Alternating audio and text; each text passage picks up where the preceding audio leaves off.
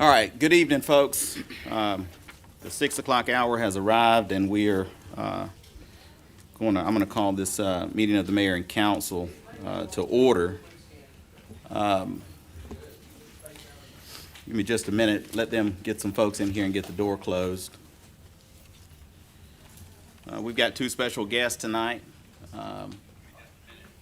to lead us in the invocation and the Pledge of Allegiance. So I'm going to introduce these gentlemen first, and then I'll ask them to come forward.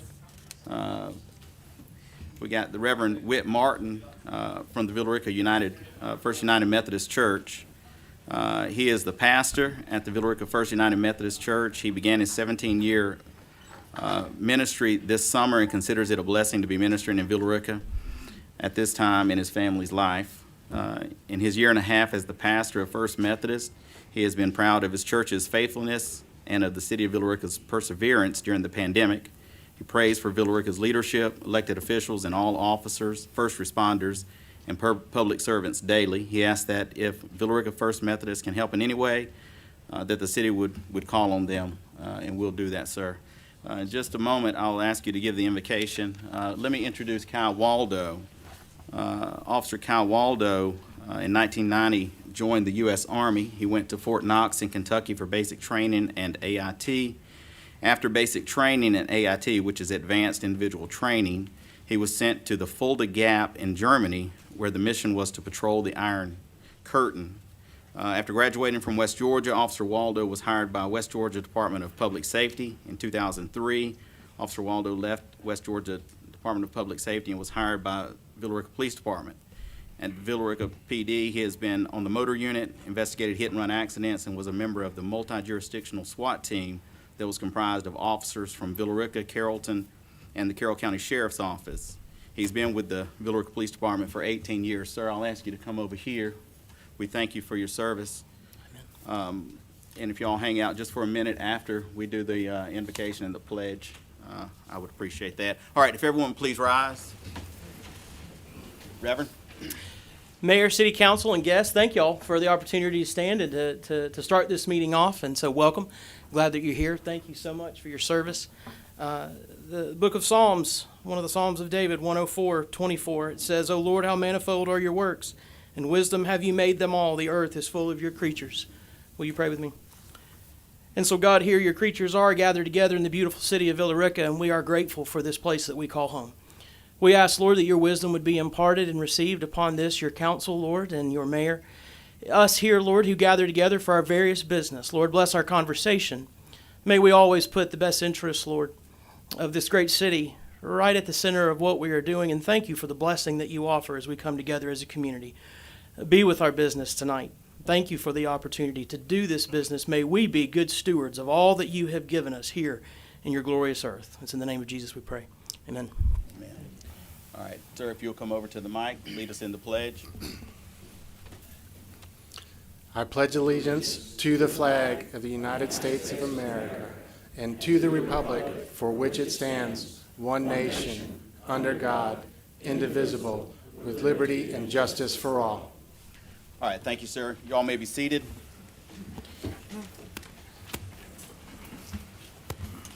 Gentlemen, I want to thank both of you for being here tonight, and I want this audience to give you all a round of applause for the service you provide for this city. Thank you, sir. These meetings can be exciting, and they can also be boring, so if you were to excuse yourself, I would not be offended in any way. All right, we have ceremonial presentations. I want to start off with one tonight that is not on the list. I'm going to speak about our distinguished police chief here. At the 2021 Georgia Association of Chiefs of Police Summer Conference, Chief Michael Mansour was named Outstanding Chief of the Year. This honor was in recognition of his contributions to the law enforcement industry, his professional accomplishments, and the service he has provided to the community in his 39 years of police work. We are proud to have him here in Villa Rica and appreciate the level of professionalism he has brought to our city, and he is a great friend to the city of Villa Rica. If you'll stand, sir, and if y'all give him a hand, I would appreciate it.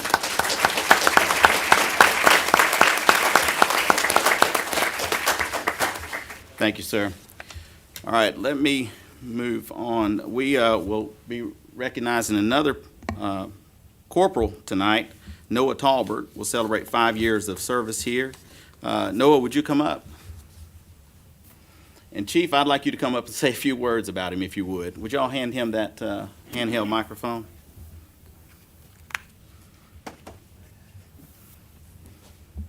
So Noah's been with us 5 years. He was one of our, I think, better hires, no question. He wasn't here very long and ended up almost getting run over by a bad guy. Thankfully, we were able to catch that guy and get him in jail. But Noah's been with us and has just done a great job as a patrol officer. He was recently promoted to corporal. We do things different when we have promotional ceremonies. And I told Noah, I said, we want to have your promotional ceremony. And he said, well, my mom's had some medical issues and I really want her there. And so we put it off for a little bit, and then we actually had this is how much his family means to him, which means a lot to me. We actually had the ceremony at his mom's house so she could participate. And that was just the coolest thing to me because it just meant so much to her. And I appreciate that he loves his mom that much. And then he came to me earlier and wanted to know how to record this or show it on his recording for his family to watch it tonight. So it just shows you what he thinks of his family, and we appreciate the job he does here and how much he cares about our citizens and about the department. And so we just want to congratulate Noah on 5 years. Thank you, sir. Yep. Do you have his? I do. Okay. Hold that up. You want You may hold that mic. Yeah, I took one with him earlier. You took one with him? I did.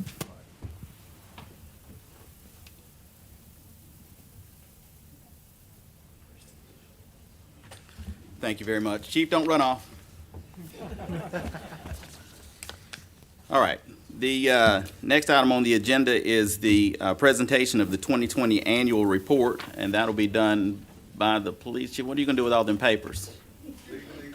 I'm reading from it. Oh, no. We're already 7 minutes in. You know I don't like to run this over. No, I don't want to take too much time. Let's go to jail on the front. Thank you, sir.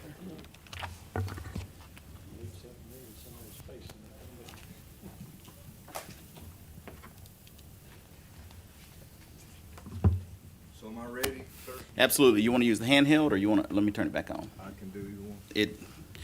I think the camera will get you fine right there. So we do the annual report every year, and in the annual report we have all of the employees, we have our stats, we have our budget, we have a lot of different things. But one of the most important parts of our annual report every year is our dedication. This year we decided to dedicate our annual report to the healthcare professionals of our community. 2020 was definitely a year to remember or forget, depending on how you were affected by the pandemic. Our healthcare professionals, EMTs and firemen, were overworked and mentally stressed taking care of the sick, all the while worrying about their own families. During COVID-19, there was so much information and doubt as to who would be affected and how serious. These brave men and women continued to work. Our department supports our healthcare professionals and want them to know how much we appreciate their dedication. I asked for some of them to be here tonight, and I'd see that Eric Dalton, our administrator from Tanner Medical, is here. If you'll come up, Mr. Dalton. He's our administrator for Tanner. I think he gets off the school bus to go there, but anyway.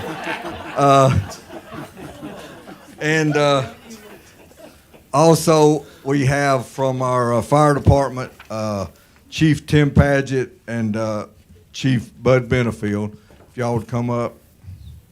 I spoke to the EMT director today, and he said if possible he would have somebody here, but they've been running lately, so I kind of understand if they're not, but I want them to be recognized too. But if you will give me a round of applause for these folks, I would appreciate it.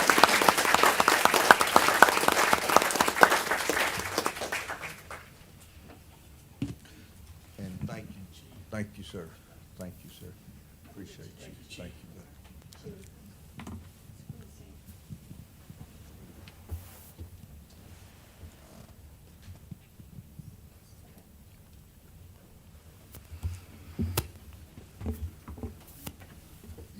All right, you finished? All right, let's give them another round of applause. The work of public safety is never done, and it's also not one agency that does it. These guys work, and we learned in a recent shooting and police chase here that it takes a multitude of agencies. We had a number of those agencies right here in this room a couple of months ago after one of our officers were shot. So we want to make sure that we recognize the work that these folks do and the outstanding work of our police chief. So thank you all very much. The next item on the agenda is the mayoral reappointment of Todd Anduzzi to the Villa Rica Development Authority. He'll be reappointed for a term beginning 8/1/21 through 7/31/2025. Okay, with that, let's move into the adoption of the agenda. Do I hear any modifications to the agenda? Mr. Mayor, Mr. Young. I would like to table item D1, Library After-Hours Meeting Room Use and Fee Schedule, to September 21st, and table item E1, Resolution of Support for Changes to State Highway System and Acceptance of 2 Roadways, to September 21st. Okay, I have 2 modifications to the agenda. Are there any further Mr. Mayor, modifications? Mr. let me know Montahan. if this is appropriate at this time or if you want me to explain later. But I would make a motion to table the approval of the minutes B1 for issues I discussed with the clerk this afternoon. That'll be appropriate. We'll add that. We will also table B1. There'll be some modifications done to those. We'll bring them back September 21st, Madam Clerk. Okay, anyone else have any modifications? If there are none, do I hear a motion to adopt the agenda as amended? I move to adopt the agenda as amended. All right, I have a motion Second. to adopt the agenda as amended. I have a second from Ms. Marchman. All in favor? All right, we've adopted the agenda as amended. All right. The next item is public comments. So tonight we have a number of items on the agenda that will have public hearings. I want you to know that if your item has a public hearing, if you're here for that item, there'll be a time for you to speak then. You may also speak now. You can do both, but I want you to know that time will be afforded to you when we get to your item for whatever you're here for. We have a packed room, so I'm sure there are people here for the public hearings. Let me say up front that we have a protocol here. We allow 3 minutes. The clerk will set that on the screen there. You'll be given 3 minutes to speak. When you come up, I want you to give your name and address for the record, and then we'll give you 3 minutes to speak. Please keep your comments on a professional level. We will not accept comments that are considered by the chair to be of a personal attack on any individual or group of individuals. If you deviate from this protocol, you'll receive a warning from the chair, and if you deviate a second time, you'll be asked to leave. Only one person speaking at a time. Please respect each other. This is your time to speak. The council will not engage with anyone during public comments. If you raise questions in public comments and some council member sees fit to bring that up when it's their turn, that'll be perfectly appropriate, but we'll not engage. I don't want anybody to feel like we're just sitting here looking at you, because that's the protocol that we follow at every single meeting. All right, with that, I'm going to call out everybody I have on this list, and if you're here for a public hearing, just let me know you're going to speak at the public hearing. Otherwise, come up, give your name and address for the record, and we'll let you speak for 3 minutes. If at the end of this list, which is substantial, you didn't hear your name called and you still want to speak, I'm going to give you a little bit of time to do that, okay? All right, Brian Smallwood. Public hearing. Kirk Kraft. Public comments. Come on up, sir. If you will give us your name and address for the record, Okay. we'll give you 3 minutes, and you may begin. My name is Kurt Kraft. I live at 2406 Ridge Lake Drive. I'm here because I only have 3 minutes. I can't get into a lot of niceties, so I'm here to oppose the alteration to rezoning conditions that'll be discussed later. If you remember nothing else, just remember, and all this stuff I'm going to go over is documents. It's nothing about people. On the application list that was submitted to the city, in the very first paragraph, it says, each application shall be submitted at least 50 days prior to the date on which it is to be considered by the city council, and in any event, in sufficient time so as to permit advance advertising, notice, and public hearings. It's only been 15 days, not 50. Moving on, I've got actually 17 items that I found flaws. I was the chairman of the Development Authority and the Villa Rica Zoning Board for over 16 years, so I've been around the block with paperwork, and there's a lot. On that same application list, an application form was not signed, the campaign disclosure form was not signed, the letter of ownership was not signed, the survey was not provided, and that's all on what you probably had gotten in paperwork. And it was not, a signature of the city attorney was not on there, and none of it was notarized. So the application at this stage should be tabled just based on that. Because I have a minute and 30 seconds, let's see if I can do all these. The following items were not performed in this rezoning request. There were no names of the owners disclosed, no architectural plans, no engineering study, no sign off from the school system, no traffic study from the DOT. Putting apartments inside of Mirror Lake itself off Connor Road is against the current zoning. They're currently only outside. Nothing from the police department or the fire departments about handling the extra calls with all those extra citizens, 1,300 homes. No sewer studies, no details on the land that the city gets, which is in here, which should be on a separate application. It should not be a part of a rezoning. Since the developer approached the city, why isn't he the applicant? There's no signatures, as I mentioned, on those lists. There's no written agreement secured by the city from the HOA. There's no preliminary plat. There's no community input, and no signs were posted on the property. And on a funny note, if you look at the staff report, where it says that public notification was given in the Times-Georgian on August the 15th, 2019. So unless there was a time machine involved and they went back 2 years and posted it in the wrong paper, because the Times-Georgian is a Carroll paper and this is in Douglas County. That should have been the Douglas Sentinel. Thank you much. All right, thank you, sir.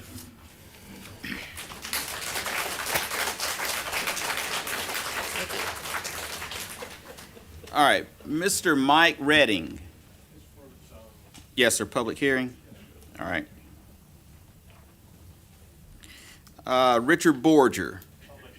Public hearing. Thank you, sir. Lee Peoples. Public hearing. Thank you, sir. Doug Lang. Thank you, sir. This is almost like my consent agenda. I'm clearing it right off of here. I have no idea. 5008 Serenity Point. Okay, not a problem. Thank you. Mr. Matthews. Mr. Fowler. Winston Porter. Mary Howard.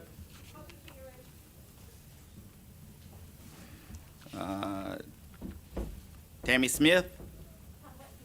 Thank you, ma'am. Darlene Jefferson. Okay. We probably should have a different sign-up sheet out front for public hearings going forward. All right. Oliver Clifton. Okay.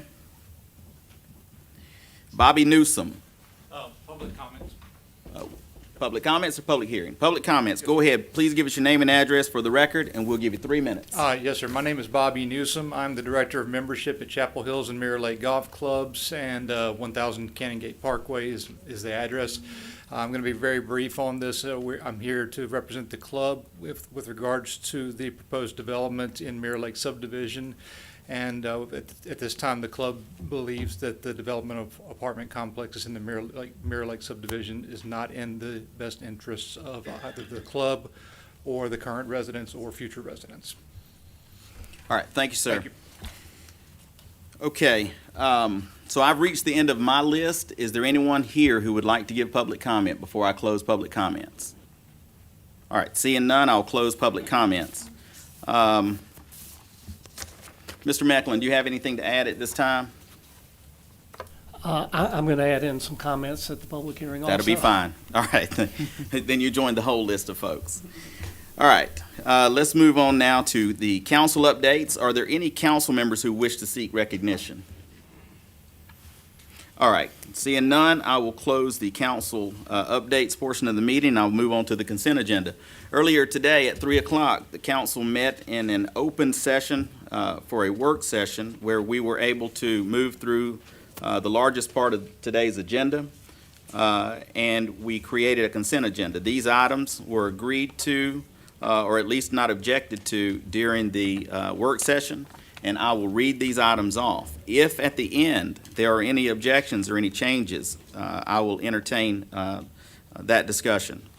So, item number 1 on the consent agenda, traffic loop repairs on Mirror Lake Boulevard and Shoreline Parkway. Item 2, Stockmar Road drainage at 2004 Hubbard Court, bid recommendation for construction. Number 3, request for temporary signage for 2021 Frontiers Rodeo. Number 4, bath renovations at Gold Dust Park. Number 5, bathroom renovations at V-Plex. Number 6, Avanti Building and Welcome Center exterior painting. Number 7, cinder block underpinning of the trailers at the distribution facility. Number 8, Pine Mountain Gold Museum train engine purchase. Number 9, 2021 SAC music performance license for municipalities. Number 10, distribution collection piping material. Number 11, West Plant belt press gearbox replacement. Number 12, West Plant sludge pump replacements. Number 13, fiscal year 2021 budget amendments numbers 173 through 177. Number 14, 2022 budget calendar. Item number 15, approval of work order 17003.10A with Brennan Jones to design the town branch interceptor and oversee construction. Item number 16, a call for a special referendum to allow or deny the package sale of distilled spirits within the city. Item number 17, agreement with GDOT for roundabout lighting assistance for State Road 8 at CS 352, CS 968 Connors Road, PI number 0015679. Do I hear a motion to adopt the consent agenda? Move to adopt the consent agenda. Do I have a second? Second. I have a motion to adopt the consent agenda from Mr. Young and a second from Mr. Carter. Is there any discussion? All in favor? The consent agenda has been adopted, and we will move right on to page 2. Governing body, the item B1 has been tabled to September 21st, 2021. We will go to tab C, community development. First up, Bobby Elliott, ABL-07-21, application by, and I'm going to mess this up, but Ishan LLC DBA Junior Food Store to sell packaged beer and wine at 516 Dallas Highway, Villa Rica, Georgia 30180. Mr. Elliott. Mr. Mayor, members of council, this is a change of ownership. Ishan LLC doing business as Junior Food Store, 516 Dallas Highway, land lot 192, 6th District, Carroll County, Ward 3, parcel number V0400500018. It's currently zoned C1 commercial. The applicant has done his paperwork. He's had his background check. He's complied with all the ordinance requirements for the city of Villa Rica, and there are no zoning restrictions associated with hindrance of issuing the application of the applicant. The applicant is here. Staff recommends approval. Okay. Council, does anyone have any questions for Bobby before I bring the applicant up? All right. Is the applicant in the room? All right, please come up, sir. Please give us your name and address for the record. My name is Malik Haqqani. I live at 2025 Seneca Creek Drive, Cumming, Georgia, 30041. Thank you, sir. Council, does anyone have any questions for the applicant? All right, if there are no questions for the applicant, I'm going to do a public hearing here. Is there anyone here tonight who would like to speak for or against this item? All right, seeing no takers, I'll close the public hearing portion of the meeting. Call staff back up. Council, do you have any questions for the applicant or staff at this time? There are none. Sir, if you'll stand right there, I'm going to ask the city attorney to greet you. Yeah. Good afternoon, sir. Good afternoon. Welcome to Villa Rica. Thank you. You understand and have read through the alcoholic beverage ordinance of the city of Villa Rica? Yes. And you understand that it's illegal to sell alcohol to anyone under 21 years of age? Yes, sir. And you're going to make sure that all of your employees are aware of that? Yes. And you understand that the City of Villa Rica Police Department is going to occasionally run an operation where they see if you or your employees are violating that law. Definitely. Yes. So please be aware of that I will. and make sure that you don't run afoul of it. I will not. Thank you. All right, hang tight right there. Do I have a motion? I'll make a motion to approve the alcoholic beverage application for Junior Food Store located at 516 Dallas Highway, Villa Rica, Georgia, 30180. All right, I have a motion to approve. Do I have a second? Second. All right, I have a second to approve the motion as read by Mr. Carter, seconded by Mr. Young. Is there any further discussion? All in favor? All opposed? Thank you, ma'am. That vote is 4-1. Sir, your license is granted. Thank you. Thank you. Have a good night. All right, we're moving on. C2, RA-01-21 and VA-03-21, parcel number V02-007-00212, Highway 61 and 101, Industrial Boulevard at Leggett Drive. Rockhaven Homes LLC of Brookhaven, Georgia has requested 4 variances, and this item will carry a public hearing. Ron, would you please present the item? Good afternoon, Mayor and Council. This application, as we know, is a continuation of a public hearing. This will be our 3rd continuation. This originally came to us, the council, May 11th, and there was a rezoning as a part of that as well, in addition to the 4 variances that they're requesting, and the rezoning from C2 commercial medium density to single-family attached SFA was approved at that time. The variances are still before us tonight, and the applicant is here in the room as well to give some further background on that. But just as a refresher, and for the audience here, the variances that they're requesting is a reduced front yard setback from 25 feet as required in the ordinance to 20 feet for interior streets, a reduction in the townhome widths required from 24 feet wide to 20 feet wide, a reduction to the building offset from adjacent buildings from 20 feet to 5 feet, and a reduction of the distance between buildings from 40 feet to 20 feet. So I've had a lot of conversations with the applicant as recently as just a couple minutes ago, and it seems like with these variances, they've also submitted, and you may have seen in your in an email that you received from me today, some further reasonings for why they're requesting each of these individual variances. So I'm hoping that you may have had time to review that information, but the applicant is here tonight to further go in depth with that if you have any questions for them. Okay, so let me say I'm going to have the applicant up in a minute, and they may want to present. So with that in mind, are there any questions for staff at this stage from the council? Mr. Young. Ron, are there any changes proposed to the current zoning ordinance that affect this request? From what I've been told recently, there are some changes that may potentially be proposed to the council at some point in the future. I don't know when that might be, and I'm not sure if that would. Well, I'll say that I'm not sure when that will be. The changes would impact potentially the stagger that we've been talking about, that 20 feet. It could also potentially alter the offset between the buildings as well. Okay. Anyone else at this stage? Okay. Let me ask the applicant to come up. Sure. Mr. Fowler, and whomever may want to present. I'm going to give you some time to present if you want to do it again, Yes, sir. or whatever you want to do, because you've been here several times. But let me make sure you have an opportunity to be heard. Yes, sir. So Thank go you. ahead. Good to see everyone again. The thing we would like to, for which we would like to have the variance, and I believe it will be consistent with the changes you're making to the ordinance, is the I'm requirement going to that- get you to hold on just for a second, because you talk real soft. But that's good. I wish I talked softer. All It's a right. virtue, Your Honor. I'm loud. All right, go ahead.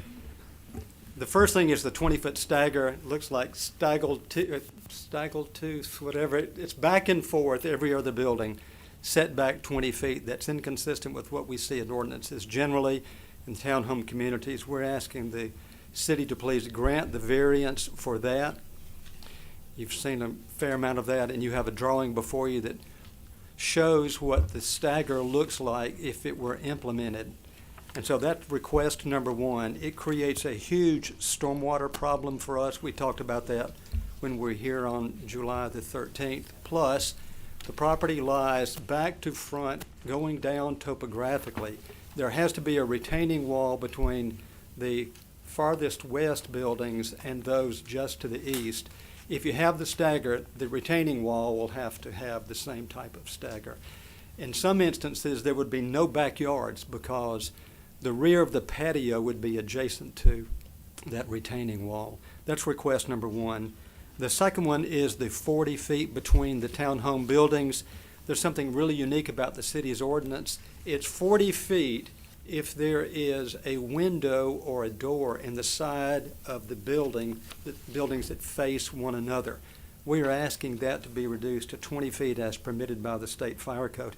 In fact, I believe it may be 10 feet under the state fire code if they're constructed with the appropriate fireproof materials. There's a difference in the statute, your ordinance, that goes from 40 to 30 to 20 under certain circumstances. We're just asking for the reduction to 20. Although there is some language we understand that may come in the ordinance that changes the stagger, we haven't heard anything about what may occur in the ordinance with respect to the 40 feet between buildings. The request is to go to 20. With respect to the third request, that is the setback from 25 to 20, we are asked the city to approve that. I explained earlier the basis for that. It's to request a setback reduction from 25 to 20 on every other building.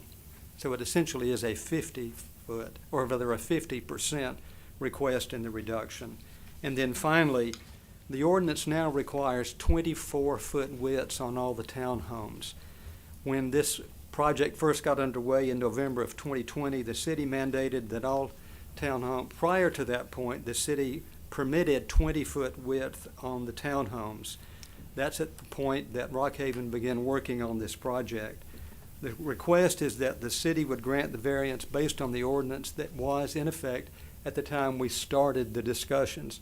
Now, we made the application in January. In fact, January the 7th of this year. The ordinance had been changed, but we would request that it be permitted, that the variance would be allowed so that we can go to the 20 feet set widths on all of the townhomes. So that's the presentation, Mr. Mayor. I recognize it's quick, and it's essentially the same presentation that I provided earlier. Look, sometimes less is more. Let me ask you a question with regard to this spacing of these buildings. You said that the city requires 40 under the circumstances that you have. You're asking that that be reduced to 20. Yes, sir. But the difference being whether or not there are windows in the ends of these units. Is that correct? Well, the ordinance says specifically that it can be 30 feet if there is a room that has no exposure to a bathroom. I'm sorry, if it is an exposure to a bathroom or laundry or utility room, it's 30 feet. If it's a living space, then it has to be 40 feet. Are these living spaces? Brad can answer that, Mr. Mayor. Mayor, Council, Brad Hughes, 2021 Flightway Drive, Atlanta, Georgia, 30341. Yes, so in the downstairs, the windows will be in a half bath and in the half bath in the front, and then also the dining room. It'll have a side window, so. So they are living spaces. Yes. Okay.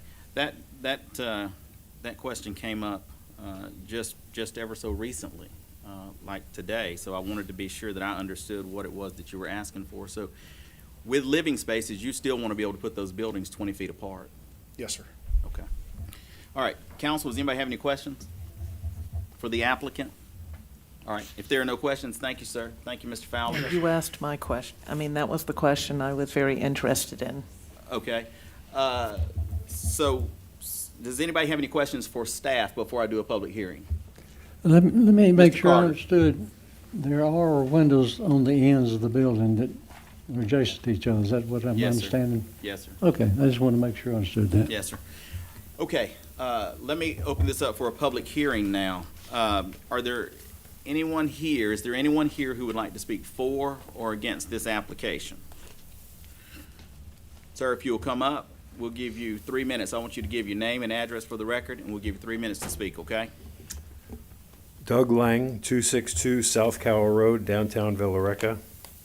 I believe the only variance that I have a comment on, I believe was number 4, but it's specifically about the width of the townhomes themselves.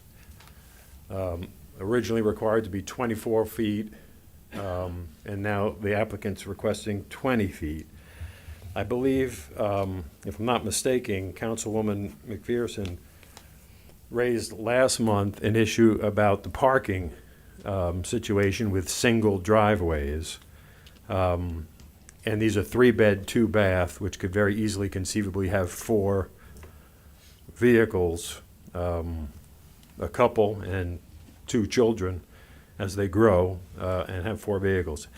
And I just happened to do, went past, I think it's called Town Walk, our little townhomes that are right here in between Candler and Westview. And those are 24-foot wide. And I just printed off the county website, their floor plan. And those have double driveways and a 2-car garage. And they are experiencing parking problems. They park on the street currently, and there's some signs on there saying, no parking on the street. I don't know if they're HOA signs or City of Villa Rica signs. I believe they're HOA signs. But the only reason that they kind of get away with it is because, half of that development's not been developed. So there are empty lots where people can park and no neighbor is to complain. But I'm just concerned, for the future, for parking, that if you have 4 vehicles in one parking spot, or a garage that's filled with a bunch of stuff that somebody's bought that, we all fill our garages with stuff, that could be a problem certainly for the neighborhood later on, and how it could or possibly impact the city going beyond that, I don't know. So, thank you. All right, thank you, sir. Is there anyone else here who would like to speak for or against this item, this application? All right, seeing none, I'm going to close the public hearing. I'll come back to staff. All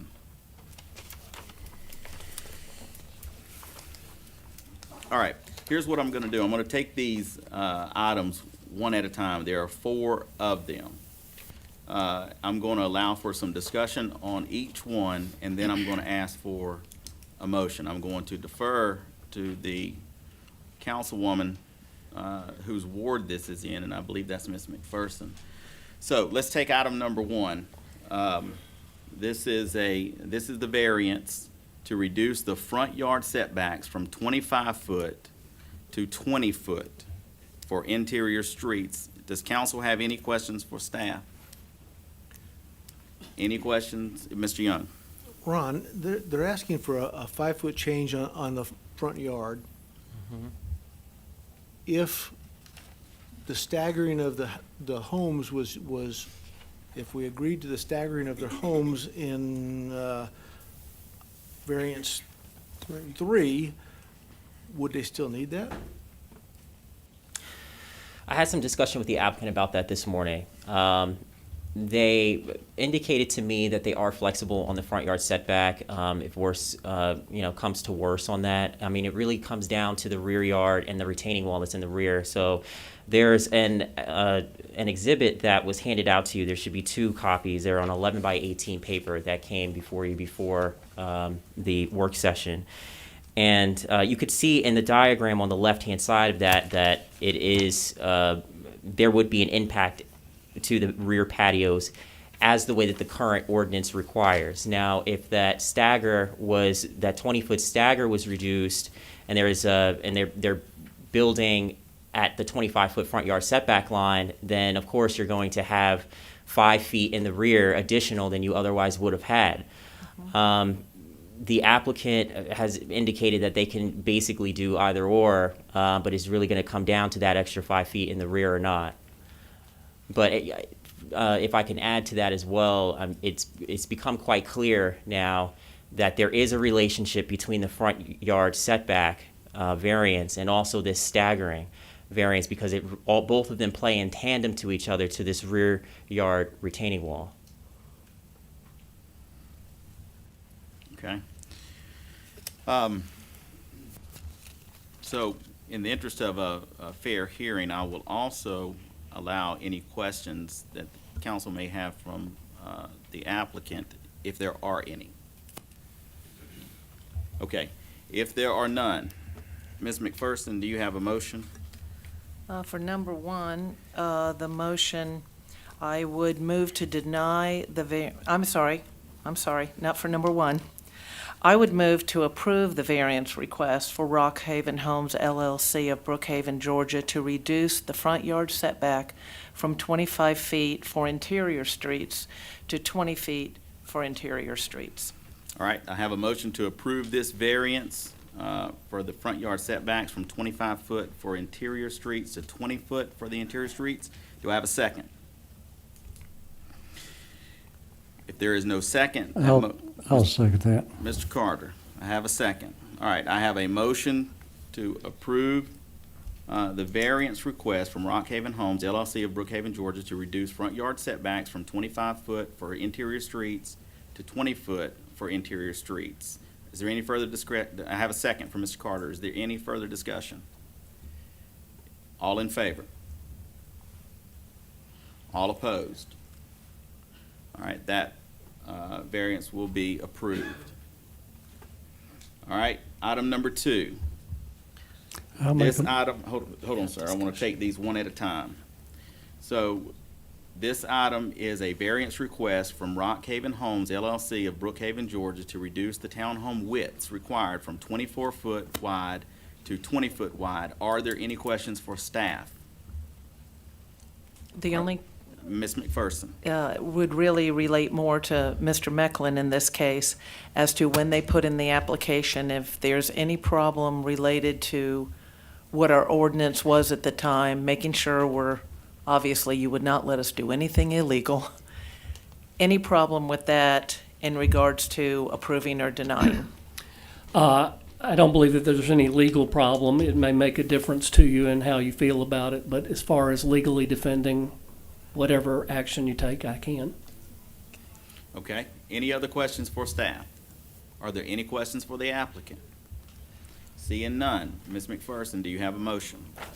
I think the applicant wants to say something. Oh, yeah, only if the council would like to ask a question. Do you want to ask the applicant a question? I don't have a question between the 24 and 20 feet. However, did they propose something to you kind of at the last minute about changing something on this? It was said to me. Yeah, so. I don't know if that's what That's Mr. a fair Hughes. question. Go ahead. Sure. So there is a proposal also on the table here for, as far as these widths are concerned, where 60% of the units that they're proposing to build out of the 210 units that are proposed would be a 20-foot product. There would be, for the remaining 40 feet, would be 24 feet width for the townhomes. That's what's the proposal that just recently came to me. All right, so let me understand that. A proposal from the applicant is that we grant 60% on the 20 foot and 40% on the 24-foot. Yes, that's correct. Okay, and if that were to be a motion, that could be written that way. Do we have any? 60-40 or 50-50? 60-40. 60% on the 20. And 40 on the. Yes, sir. Is there further questions for council or the applicant? All right, is there a motion? Yes, I make a motion to deny the request for the variance for Rockhaven Homes LLC, Brookhaven, Georgia, to reduce the townhome widths required from 24 feet wide to 20 feet wide. Second. All right, I have a motion to deny the variance request from Rockhaven Homes LLC of Brookhaven, Georgia, to reduce the townhome widths from required 24-foot width to 20-foot width. And I have a second from Mr. Young. Is there any discussion? All in favor? That's unanimous. That variance will be denied. All right, let's move now to number 3. This is a variance request from Rockhaven Homes LLC of Brookhaven, Georgia, to reduce the building offset from adjacent buildings from 20 foot to 5 foot. Is there any questions for staff? Ron, would you clarify that this has to do with that stagger, correct? Correct, yes, this is the stagger. For clarity, so people will understand and anybody else that may want. Sure. I actually thought this is the one that I believe in September, most likely we will have the option to change the ordinance, and it has to do with setting one building here and one here and then stagger. I'm sorry. Would you at least explain that so people understand it? Absolutely. So our zoning ordinance, as a part of the design guidelines for all multifamily buildings, this is for townhouses, for apartments, et cetera, it does require for there to be an offset. You can't just have buildings lining the street in a straight plane. It would have to be broken up. The plane would have to be broken up in some way with an offset. So our ordinance treats townhouses and apartment buildings the same, and condo buildings the same, where there would be a 20-foot offset between the front of one building of units and a second building of units, and it would continue in a push-pull fashion. That is what the applicant is actually requiring or requesting for relief from, and to go from a 20-foot setback to a 5-foot push-pull setback. So in that case, would the driveways all be different? That's right. There would be. There would be. Some would be shorter, some would be longer. Mm-hmm.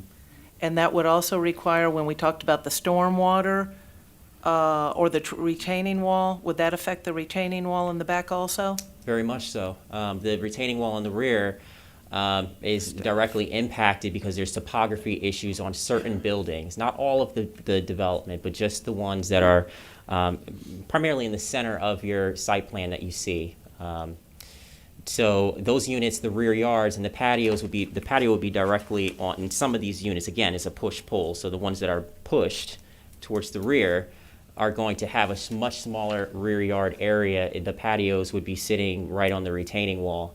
So there wouldn't be any actual yard, it would just be a patio. Okay, so that's the one that when they argued their case on that actually made the most sense to me.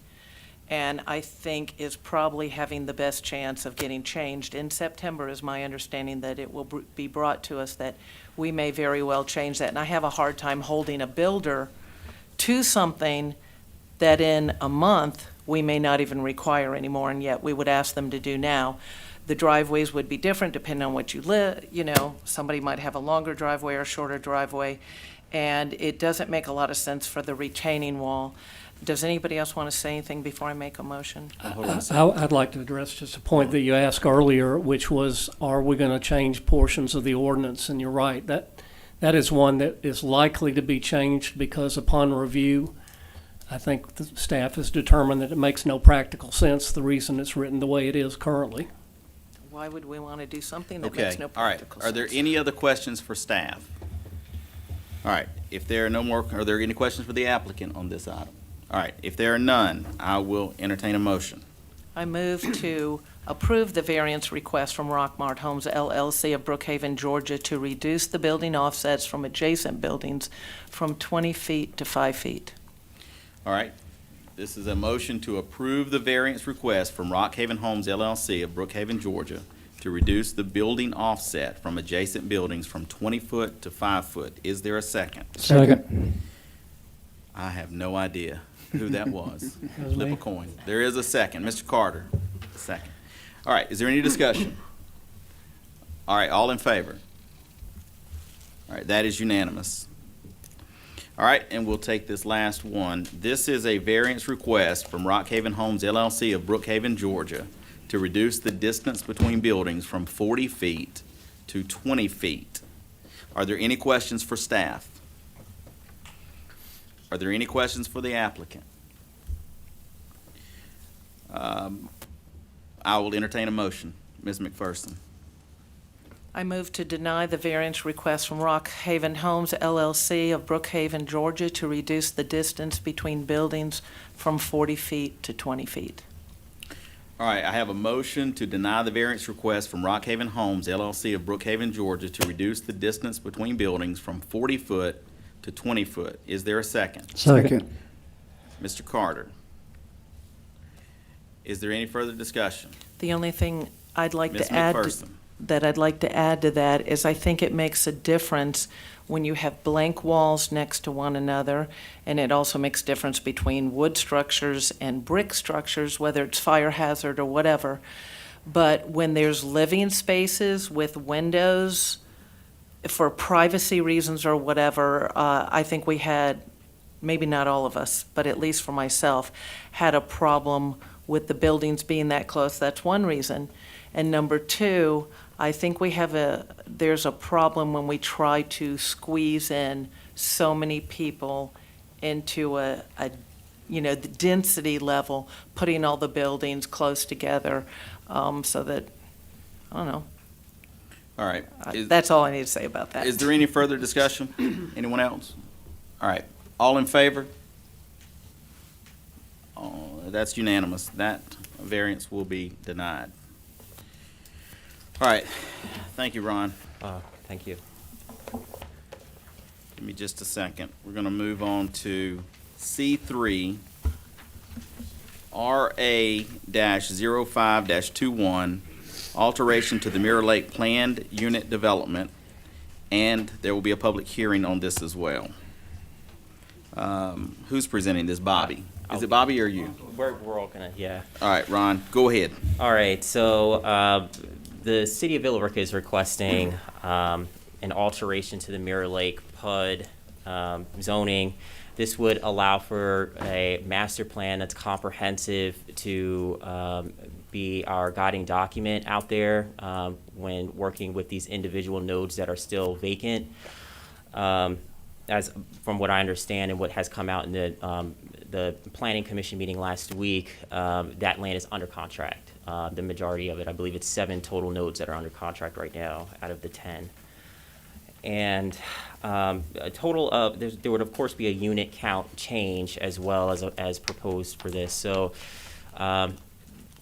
we're essentially changing out some of these multifamily units in favor of single-family units. Back in 1997, as we know, multifamilies, a certain number of multifamilies were approved. I believe it was 1,000. It was approximately 1,500 or so multifamilies, and that would be reduced to 767 units from over almost 1,500.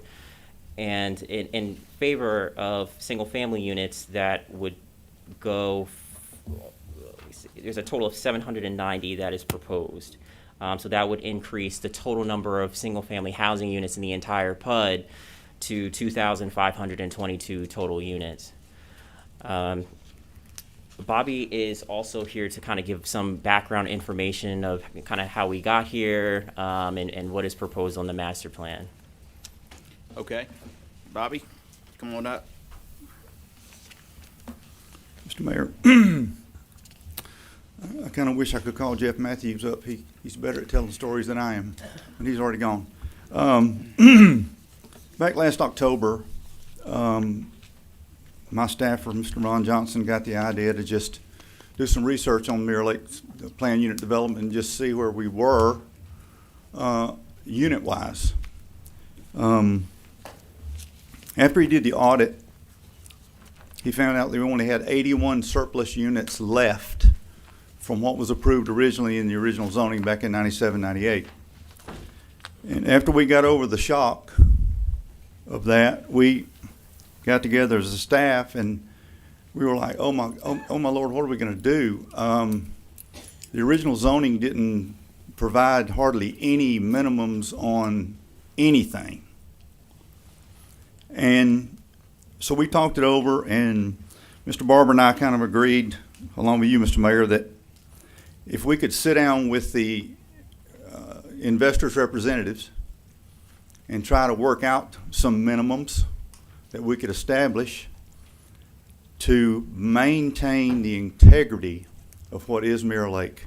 That was the absolute bottom line. I've got like 9 iterations of, you know, back and forth, back and forth, back and forth. And we finally settled on a final agreement with the investors' representatives. That's pretty much where we are now. I understand that the Mirror Lake HOA has continued to try to negotiate with the investors' representatives, you know, Kevin Spindell and Alan Resch, and we even have possibility of a couple of changes tonight. But you know that, you know, we and Mr. Mecklin can speak to the process. You know, the city initiated it. He can go into all that and kind of explain where we are and why we did what we did. But we were trying to obviously maintain the integrity of that development and do what's best for the city as well. So that's where we are. Okay, I appreciate that. And in the interest of really trying to maintain and keep this thing on the rails, I'm going to defer to Mr. Mecklin to give some presentation. I think you did a great job, Bobby, but it's important for me to get the perspective from the city attorney, especially as it relates to some of the claims that were made earlier. Go ahead, sir. And I appreciate the opportunity to do that, Mr. Mayor. You know, we've already heard a few questions about the process here, so I think it's appropriate for me to address those right up front here. The Mirror Lake subdivision was, you know, as most probably everybody here knows, was developed in the early 2000s, and the city did approve. They did approve a number of lots that could be built out there, and over the course of the years, those lots got filled up. As Bobby mentioned, that at the beginning of this year, we realized that there were really only 80 lots for single-family homes that were left, and that there was probably 800 or 900 multifamily units that were already approved at that time, so that essentially whoever walked in the door first and said, I want the 81 lots and I want the 800 multifamily units, were entitled to get them. And yet that left literally hundreds, if not thousands, of lots that were available to be built on out there that were going to have to be dealt with in some shape, form, or fashion. When Mirror Lake was initially developed, it was all under the ownership of one entity, and the city was able to deal with that one entity to create the pods and standards for the pods that were being built. And it was in the economic interest for that one entity that owned everything to build consistent pods that you know, were geared towards whatever market that pod had. But so it was in the interest of the developer to make them consistent. There are no rules, though, as to what size houses have to be in individual pods. There are no rules on that. So had that proverbial person walked in the door at the beginning of this year and said, I want your 81 remaining lots, there's no guarantee what would have been built on those. It could have been anything. And that was of concern to the staff. It was a concern to me as the city attorney that we needed to do something in order to solidify and make clear what the rules were going to be for the build-out of Mirror Lake. We recognize very deeply that that was important to the people who already lived there, that was crucial, and the city's focus from day one has been that Mirror Lake needs to be built out under the same standards and to make sure that people who already lived there, saw houses being built close to them that looked like their houses, that there was not suddenly, tiny houses going up next to huge houses.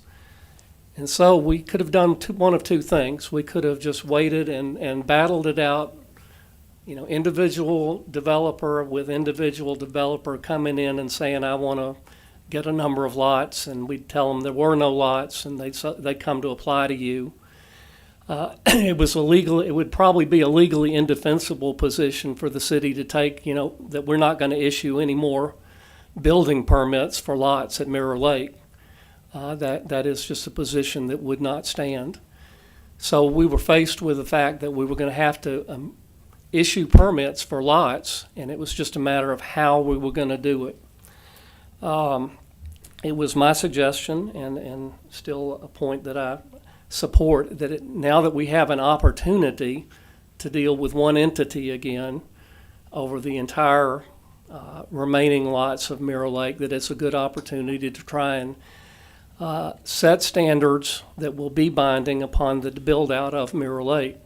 Without that, who knows what's going to happen out there? It would be a free-for-all, and we'd be involved in dealing with multiple people over a long period of time. There'd be multiple lawsuits. We'd win some. We might not win some. And ultimately, if that happened, I believe that it would be not to the best interest of the build-out of Mirror Lake, that we couldn't guarantee that it would be built out in the same fashion that it was originally intended and the way it looks right now. It's one of our very nicest subdivisions in the city, if not the nicest, and therefore we owe it to the people that live out there to do what we can to try and make sure that it continues to look nice and be nice and have some standards. So the process is a little bit different. You heard the point made, well, why didn't we make the investor come in and apply individually for each one of the pods? I think that would have been a mistake, and I think it would have been a waste of the city's resources. It's important to us to be able to negotiate a comprehensive plan for the build-out of Mirror Lake. Not every single pod out there is the same. I mean, the people that live there know that. So each pod needed to be dealt with as its neighborhood, its community. And I think that we were better able to do that with dealing with an individual investor who had control of the whole place, who could agree that this pod is going to be like this because that's how the existing homes already are, and the pod next door may be different because that's the homes near there, that's how they are. The city initiated this zoning. There were comments made about, the process, that we didn't file architectural drawings, that we didn't follow all of the rules that we make individual applicants for zoning follow. That's true, and our zoning ordinance is written specifically so that the city, if we are the applicant, we need to do what it takes to comply with due process, but we're not held to each and every rule that an individual developer would be held to if the city initiated the zoning request, which we did in this case. I believe that we have followed the process as required by the state statutes and also by our own ordinance. I think public notice has been sufficiently given by virtue of the fact that we've had plenty of people to provide input, and we encourage that. It's important for people to be able to express to the mayor and council what their feelings are. So anyway, I wanted to address the process while we got to where we are tonight. If you have any questions for me, I'll be glad to answer them now or later. I think that was really comprehensive, and it's something that, I had been involved in. You can have a seat, but I want to see if any council members have any questions for Mr. Mecklin first with regard to that sort of chain of events that led us here today. David, Mr. Young. It's my understanding that the developer had no obligation to negotiate with us. Is that correct? Well, I want to be careful how I answer this because I don't want to give away any secrets that I might need somewhere down the road. But generally speaking, that's accurate, and that there was no obligation to go through this process. And in all honesty, I believe that the developer has acted honorably in this in trying to, because I've told you our mission was to make the build out of Mirror Lake to be consistent with how it looks right now. And the expression that we've gotten back from the developer is that's what he wants to. And that's been very helpful in trying to get to this point. So the concessions we have in front of us are basically goodwill. Well, again, without giving away too much, yes. So, all right, let me just, Mr. Mecklin is the city's attorney, and everyone here can appreciate that there is attorney-client privilege. That's not so that we have information you don't have. It's so that he protects your interest and all of our interests by not broadcasting it here. So we do want to be careful about anything that gets any, I know you won't do it anyway, but I don't want it to appear that you're trying not to answer any of these questions. Is there anybody else who has any questions for Mr. Mecklin? Ms. McPherson. Yeah, good eyes. David, I'm not sure this question is for you, but if I were to want to know, are there any apartments at all on these, would that be appropriate to ask you, or do I need to ask someone else that question? Yeah, I can't answer to you if there are planned apartments. There are permitted apartments, so I'm assuming that there is a plan for them somewhere.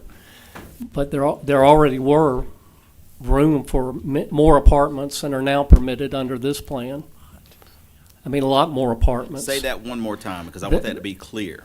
Prior to this submission, there were already more approved multifamily units than will result if this plan is approved, that were already in existence. All right, that's very good. All right, anybody else have any questions for Mr. Mecklin? All right, so let me think about how I want to do this. All right, let me do the public hearing. I have a feeling that's why this room is full. I have good intuition. All right, so let's do this. Is there anyone here who wishes to speak for or against this item? Okay, let's just make a line. So first one up there, don't slap anybody, just first one up there. I'll let you start. We'll give you 3 minutes. I want you to give your name and address for the record, and I'm going to give you 3 minutes, okay? You don't all have to get up at once. Just let there be 2 or 3 people up. All right, ma'am, go ahead. Thank you, Mr. Mayor, members of the council. I'm Kathy Sickert with Smith, Gambrell, and Russell. My street address is 1230 Peachtree Street, Atlanta, and I represent the investors who own the property. When we purchased this property in 2015, by way of a little background, we secured from the city a representation as to the number of units that we could build. And it was far beyond 81. And it included far more apartments than we would ever have contemplated building in this particular development. So back last fall, when we were going in for a subdivision approval on a part of the development that hadn't yet been approved, it was a little bit of a shock to us to be told you might only have 81 units. And rather than do what many developers do, quite frankly, jump into a courtroom and fight the city over it, our approach was to please voluntarily sit down with the city and see if we can work through it. I worked with Mr. Mecklin. We worked very hard with Mr. Elliott. The city manager was involved, and it was no cakewalk, whether it's voluntary or not. The city put us through our paces and made us make many concessions that we don't have to make under the present code. So we agreed to house size minimums that are much higher, larger lot sizes, larger lot widths, more amenities than we were obligated to provide under the original development proposal, and things of that sort. I think the point that you asked is a really important one, because we can today build more multifamily units in there than we will be able to if this ordinance is passed. Until last night, the Homeowners Association supported this application. Last night, we got a last-minute wish list of yet additional things they wanted us to change. And rather than say, look, it's too late, we sat down, as we have throughout this process in trying to include the HOA, and agreed, I think you have a list, Mr. Mayor, of some yet additional changes that we are willing to make this evening. Beyond that, we are not. And we would insist on protecting our constitutional rights in terms of what we can do with this property, and would protest any effort to impose something on us beyond what we have agreed to at this point in time. We've tried to do the honorable thing here. We very much want to be neighbors in the city of Villa Rica. We think we're a good neighbor. This is a unique opportunity, given that my client does own everything that's left, to make it the best possible development that it could be. So with all of that said, we would ask that you accept the ordinance as drafted, plus any of those additional changes we made as a consequence of last night's discussion. Okay, thank you, ma'am. All right, next person up. Brian Smallwood, 315 Hawk Ridge Drive. I'm standing opposed to this.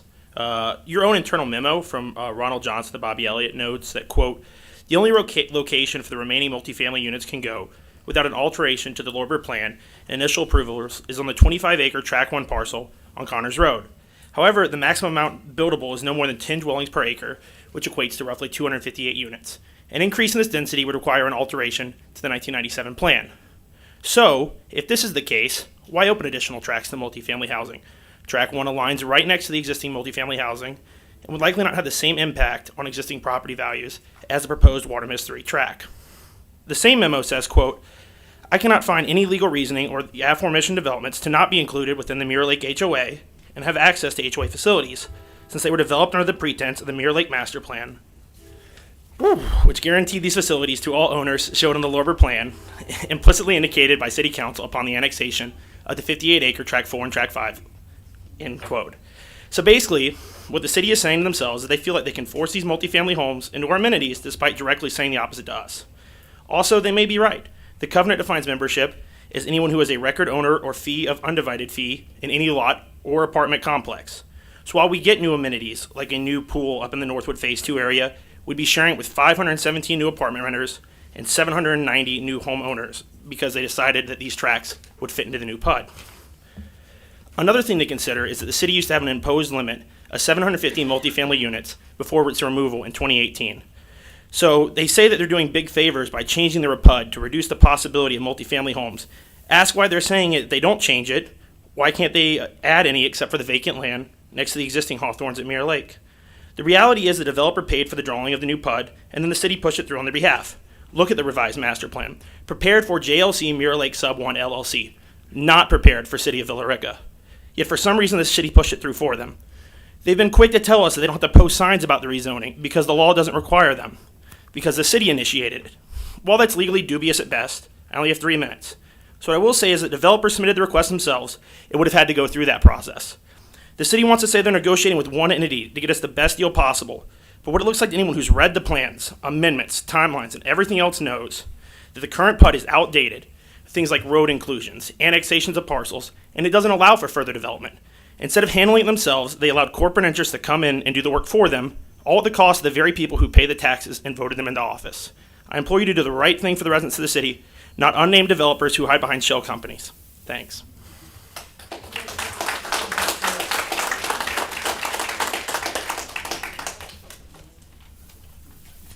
All right, who's next? Come on up. Give us your name and address for the record. You have 3 minutes. All right, it's still Kurt Kraft. It's still 2406. It's still Kurt Kraft? Yes, still 2406 Ridge Lake Drive. Same house.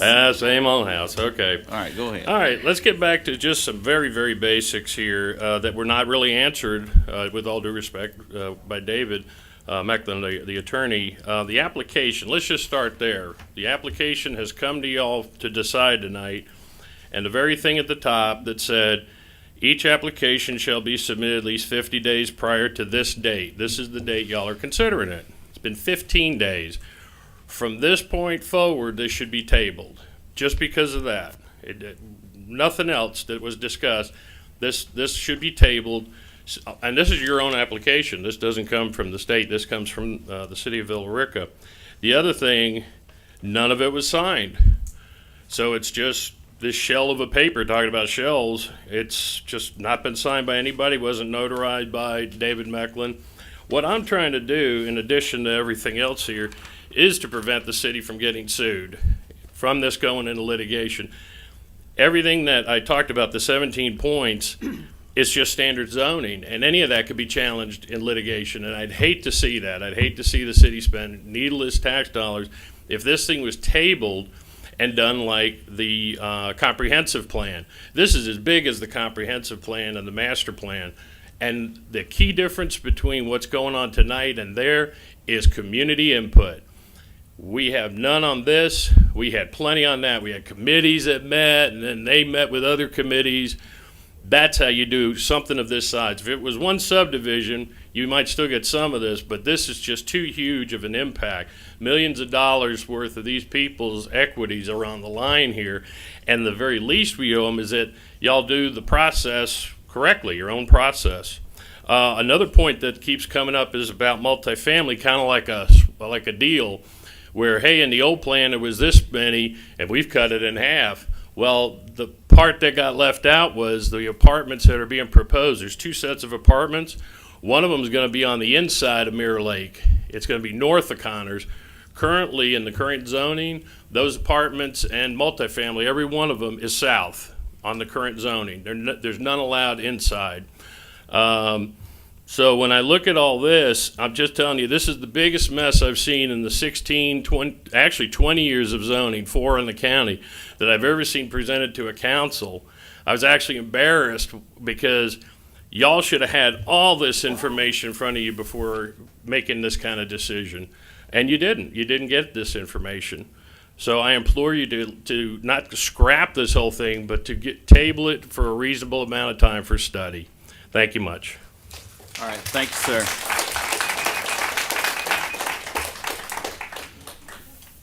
All right, who's next? Debbie Dickinson, Hey, Debbie. give us- 2445 Ridge Lake Drive, Villa Rica, Georgia, Mirror Lake, Stillwater Subdivision. Go ahead. All right. I would like to second the other homeowners who have come before me and ask you to please table this for now and to form a committee to work with the landowners, to work with the developers, to come up with a plan. This is a railroad job. It's not following protocol. It's too fast. What was good 20 years ago, you can go almost anywhere in the country, and that's no longer appropriate. There are so many things that have changed. This neighborhood has grown. Questions about just because something was approved before all of these other promises were made and all of the other things that have been passed since then, none of that is being taken into consideration. We're looking back into the 90s instead of looking forward into the future, instead of even looking at today as to where are we going, what are we doing, what's our infrastructure, what are the schools, what are the road needs. Let's put a committee together that involves all the concerned parties, not just here, community, let's slam jam this through.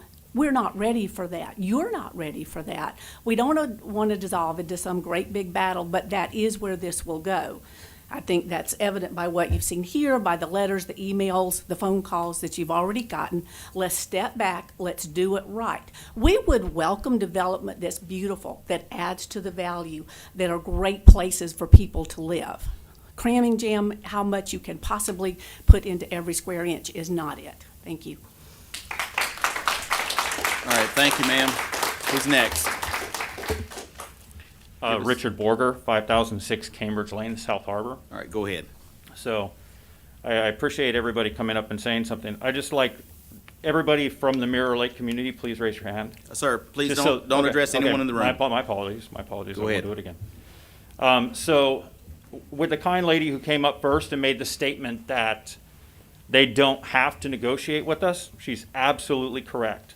They can sue the city. They can choose not to negotiate with us, but they can also not get accepted into the Mirror Lake Homeowners Association. The Homeowners Association has the right to decline their application to join. So yes, they can build their communities, or try, and they'll get fight not only from the city, but they'll get fight from our community, which is obvious by the number of people here tonight. Now, I just want to point something out that hasn't been pointed out yet. A few of us have this. This is the safest Villa Rica, and this shows the areas and the crime rates, from safest to most dangerous. Now, on this document, and this is up to date, Mirror Lake is actually in this darkest blue section right here.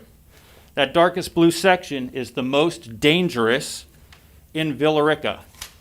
100 is safest. Our crime index is 8. In Villa Rica, it's 8.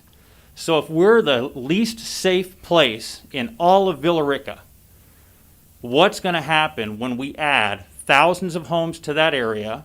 We haven't done a policing study to make sure that we can ensure that the community is going to be safe when this addition does happen. These studies haven't happened, and I'm asking as well that the City Council table this to follow up with studies on things like this, as well as schooling. Schooling is a very important thing in our community, and as some of us know that have children, we don't have enough spaces in schools right now to be able to accommodate this many households. And if we run into this kind of a problem, where are these kids going to go? We are already underpaying half of our teachers. We have a very small area for schools, limited space. The kids are going to suffer. And it's just that simple. We can't let not only the policing of our community, but the children in our community suffer because we don't have ample education for them. And then we're struggling as taxpayers to put forth the money to build schools. Now a lot of it's going to be Douglas County, but Villa Rica is going to have to do this too. If we're growing as a city, we're going to have to upgrade our schools too. We can't go by with just letting these communities come in, build up, do whatever they want, and then us have to suffer as taxpayers because they're out there for the buck. I appreciate your time. Have a great day. Thank you.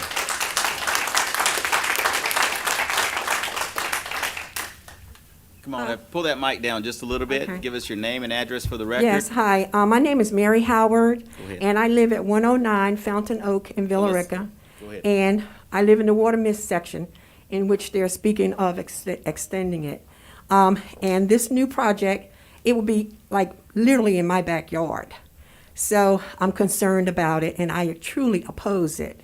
And there are some questions that I need to ask about that I've heard, and I'm not sure, that it would be like 571 for apartment complex there, and that they would be excluded from the HOA. And 172 homes that would be there that would be excluded from the HOA. So if they would be excluded from the HOA, they said because they won't be entitled to amenities. Well, I don't really care about the amenities myself. I don't use them. So if they can be allowed to be excluded, then will that be offered to the rest of the Mirror Lake people who are there and do not use the amenities and would like to opt out of it also? And if they are opting out of it, why? And what will be the price of these houses? The ones that's going to be 172 of them that will opt out of the HOA. What will be the price of them? And also, I want to ask the question of what would they be, the price of them, and what would be the price of the apartments in which people would be coming? And just when you start in this one section of water mist, a way they're talking about putting in almost like 2,500 units, and then you take and multiply more than one person in that household, how many people you're going to have in just this one area. And it's almost like the whole water mist do not have nowhere close to 2,000 and some people. So it's just going to be so congestive in that area in traffic because it's like that now. And I just feel this is not a good thing for this community. Mirror Lake is one of the best communities here in Villa Rica. And we paid an awful lot of money for our homes, for our value of our homes. And to lose that and to see our community changing so with so many people. And anytime you put this many people together in one small section, and you don't know where all different types of people coming, like he was saying about the crime situation here, how peaceful it is in Villa Rica, that will change. There's no doubt about it. And our property values will start to go down because it's too cluttered, it's too many people in there. So I just think that y'all really need to study this very, very carefully, because Mirror Lake is the prime of the crop here in Villa Rica. And it's a very beautiful area. It's a lovely area. People are still coming, still want to live here, families. And it just needs to be thought over very carefully what you would be doing to this entire community, because it will just be chaos in that whole section. I mean, if you spread it all over around, but putting everybody together, all over Villa Rica is almost like All right. 2,000 homes. All right, thank you, ma'am. Will you give me your name again? It's Mary Howard. Mary Howard. Mhm. All right, thank you, ma'am. Okay. All right. Anybody else? All right, come on up, sir. Give us your name and address for the record, and we'll give you 3 minutes. All right. Good evening. My name is Lee Peoples. I live at 5007 Cambridge Lane in Mirror Lake All right, subdivision, go ahead. and we're actually in the South Harbor node. Yes, sir. So wanted to talk to you about a couple things that we learned last week, and that was about trying to maintain the integrity of our property values. As you guys know, couples' single most large investment for their lives is in their house, is in their home. And maintaining the property value is going to be contingent upon building homes that are consistent with the average size of the homes that are in the pods today. And what we learned last week were that the homes within our pod average at 3,500 square feet. Now, I went on to public record this past week because we've only had a very limited time to digest this information also. So I agree with everyone's comments about tabling this till we can further investigate. But going online, I did my own research and found that the homes are closer to about 4,000 square feet on average in the South Harbor pod. What has been proposed in the proposal is a minimum house size of 2,600 square feet. There's no way that that's going to maintain the integrity of our home values. It's going to decrease that. We talked about the school systems. I don't know what that study looks like and keep in mind, we're talking about individuals that are going to be going into the Douglas County school system. Here we're sitting in Villa Rica, right? I don't know that the Douglas County representatives have evaluated what the impact to the school system is going to be, nor to our roads or to the congestion. So my request is to table the motion, the proposal as well, and allow us to dive into that. Give us a little bit more time. We haven't even seen the latest changes that are sitting in front of you, Mr. Mayor. I mean, that's how this seems to be rammed down our throats in that short of time period. Doesn't matter that this started back in 1997 and there were no minimum home sizes then. What we have established today and what brought us to this community was the fact that there were pods, and the pods had consistent style homes, consistent size homes. And that's what we're asking that you put into the proposal into the future. Thank you. All right. Give me your name again. Lee Peoples. All right. Thank you, sir. All right. Anyone else? All right. Sir, give us your name and address for the record. We'll give you 3 minutes. I'm Cliff Dickinson, 2445 Ridge Lake Drive, Villa Rica 30180, Stillwater neighborhood. It seems to me that the original builder was talking to us, all of the homeowners, about how they were going to plant a junior high and a high school. Never has happened. It's badly needed. We have people leaving our neighborhoods because they can't get their children into a quality school anywhere nearby. So they're leaving in droves, going elsewhere. I think it might be a good idea for the city to take an eminent domain measure and take that and build a couple of schools. That's all I have. Thank you. All right. Thank you, sir. Anyone else? Sir, come on up. Give us your name and address for the record, and we'll give you 3 minutes. I'm Ken Willis. I live at 3012 Catamaran Cove in Bridgewater, Villa Rica. All right, go ahead. I am representing the Mirror Lake Community Association at this particular point in time. I am the vice president of the association, and I want to first correct 2 inaccuracies. Okay. There was no last-minute submission of any requested change in plans. The last time that the community association sent good faith negotiation material to the developer, declarant, whomever, was on Thursday of last week. So there was no last minute. Secondly, there was also no agreement that we were in favor of this proposal. there was in fact an agreement that we were in favor of continued negotiation. And that's what we expected would continue to happen, was continued good faith negotiation. We're thankful for the city's efforts, for Bobby's efforts, for Tom's efforts, for Kevin, and even Alan. Everybody was moving well, and we felt like we had some good things. There's one primary point of contention, and that is the density of Fairway 17, of the node referred to as Fairway 17. And several people have made the comments, and I know Bobby's made it several times. He wanted to ensure the flavor or the integrity of the community. The Community Association has made this stance clear from the very beginning. What is being proposed for the Fairway 17 area, high-density housing, is not consistent with the community. And that is the sticking point, that has remained the sticking point, and that is where we are today. And the Board of Directors of the Mirror Lake Community Association took a vote last night after a lengthy meeting where Mr. Barber was gracious enough to come and explain some things to us. But the Community Association took a vote to not support this proposal unless we get the changes we need for Fairway 17, which would be consistent with the community. So that's it. I'll reserve my time. Well, you're not gonna be able to reserve your time, so, all right. Listen, hey, you never know what happens up here. Okay, who's up next? Okay. All right, come on up.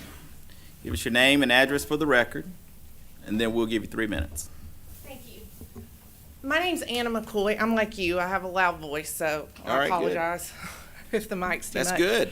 Go ahead. My name's Anna McCoy. I'm at 5014 Cambridge Lane in Villa Rica in South Harbor neighborhood. This is my own personal, from living there. I've lived in South Harbor for 5 years. Before that, I lived 13 years in Carrington, which are two completely different pods. And secondly, I have seen the activity behind my house for the new development, and I don't know if it's part of the developer. I haven't done that much research, but it is not the same as the quality of my house and my fellow neighbors who've spoken. They are smaller in square footage. If you look at the plan, if you look at the lot that butts mine, it looks a lot smaller than mine. And so if we are to keep the same integrity, we need to keep the same type of houses coming in. And I'm not saying they're bad, but it just looks like 80 or 90% of what the normal houses that are the established houses in South Harbor already are. And secondly, too, going back to both ladies who spoke before me said very eloquently, and I agree with them, and the gentleman about the schools and the infrastructure. There was one point where the road in front of the lake, the city wasn't even going to maintain. And then something like this happened, and it was maintained. And I have driven to Carrollton, and I have driven to Cobb County, and getting out of Mirror Lake even now is, if you work in the city, or especially if you work north of the city like in Marietta or Cobb County, it is very hard to navigate around Mirror Lake if you're going to work. So, I mean, what's the school system? What's the infrastructure? What are we going to do about also commercial stuff? We've got 3 gas stations on our exit. We have 1 grocery store. I mean, I know we have Walmart and everything, but also on the next exit, what are we going to do about that to get 1,200 new people in this area? So I would like to see that before it's kind of like putting the horse before the cart. And also for the school systems, my kids, I pay out of district to go to Carrollton. My neighbors pay out of district to go to Bremen. What are we going to do with the school systems when we've got more kids coming in? So I just don't think this has been truly thought out in the way it needs to be. I think we need more time. We need more input from more parties involved. This is a Douglas County property with an obligation to the city of Villa Rica. So I think more people need to come to the table, and more people need to, but their ideas and everything need to be brought. And that's all. I have 8 seconds. All right, thank you, ma'am. All right, come on up, sir. Give us your name and address for the record. We'll give you 3 minutes. Oliver Clifton, 5016 Cambridge Lane. Thank you, sir. Go ahead. In opposition to the proposal I won't be very long. I think everything's pretty much been said. Again, just to voice that I have the same concerns as my neighbors. My primary concern is the school system, especially our education of our children, class sizes, and the infrastructure in our school systems. And also traffic, and to hear those things have not been considered and thought out before this put forth is disheartening to hear that those things have not been considered. That, and then also as well as home values, I think all this will negatively impact the neighborhood. I appreciate all the work and the viewpoints of the city and the city officials that may be, but certainly this seems very much not thought out. Thank you. All right, thank you, sir. All right, is there anybody else who would like to speak? Come on down. Give us your name and address for the record, and we'll give you 3 minutes. Hi, my name is Elizabeth Fowler, 2762 Nautical Way. We live in the Beacon Village area of Mirror Lake. So if anybody understands the congestion of Connors Road, it is definitely us, because our backyard is right there at Connors Road. So we see the congestion going in and out all day long. And, you know, when we add more homes, obviously that congestion is going to get a lot worse. So, you know, I'd like to see what would be done about that before, you know, kind of like what she was saying, putting the cart before the horse. I'd like to see what the plan would be to kind of help navigate that congestion. I am also an educator. I have experience in Carroll County and Douglas County, and specifically elementary school. I teach kids how to read. So, you know, we do have some very congested classrooms where we are experiencing about 20 to 30 students in the average classroom.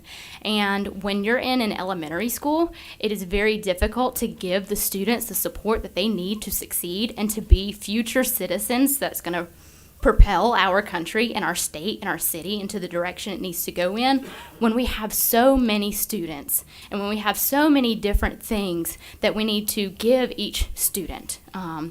You know, it just makes the job a little bit difficult, and it makes the supplies a little bit difficult to obtain for each of those students as well.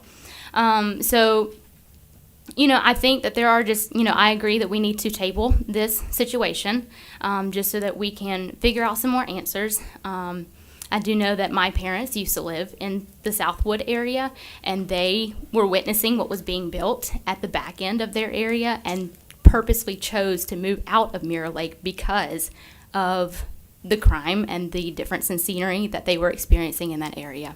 Thank you. All right, thank you. Is there anybody else who would like to speak? Okay. Seeing no more takers, I will close the public hearing portion of this meeting. I'll revert back to staff and to the city. All right, Mr. Mecklin. Yes, sir. Having listened to 12 members of the public come forward and speak, I personally heard some things that I knew were not exactly right, and I would like to make sure that you have an opportunity to clarify anything that may have been misunderstood. Nobody intended to say anything inaccurate, but would you like to speak? Mr. Mayor, what I heard was, you know, a lot of personal concerns, heartfelt, sincere concerns. I did not hear anything addressed to a legal issue that I think I need to correct. People were expressing their feelings, and I think they're entitled to do that. All right, fair enough. Mr. Barber, do you have anything to add? I took notes on a couple of numbers that I questioned, but I didn't do the calculations, so I'm not in a position to really challenge any of the numbers except for the comments about water mist. I didn't get where any of those numbers came from.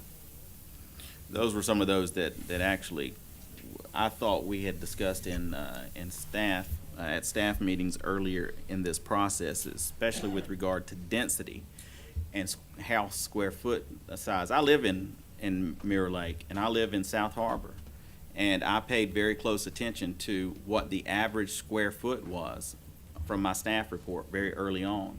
And I insisted that those minimums be within that average.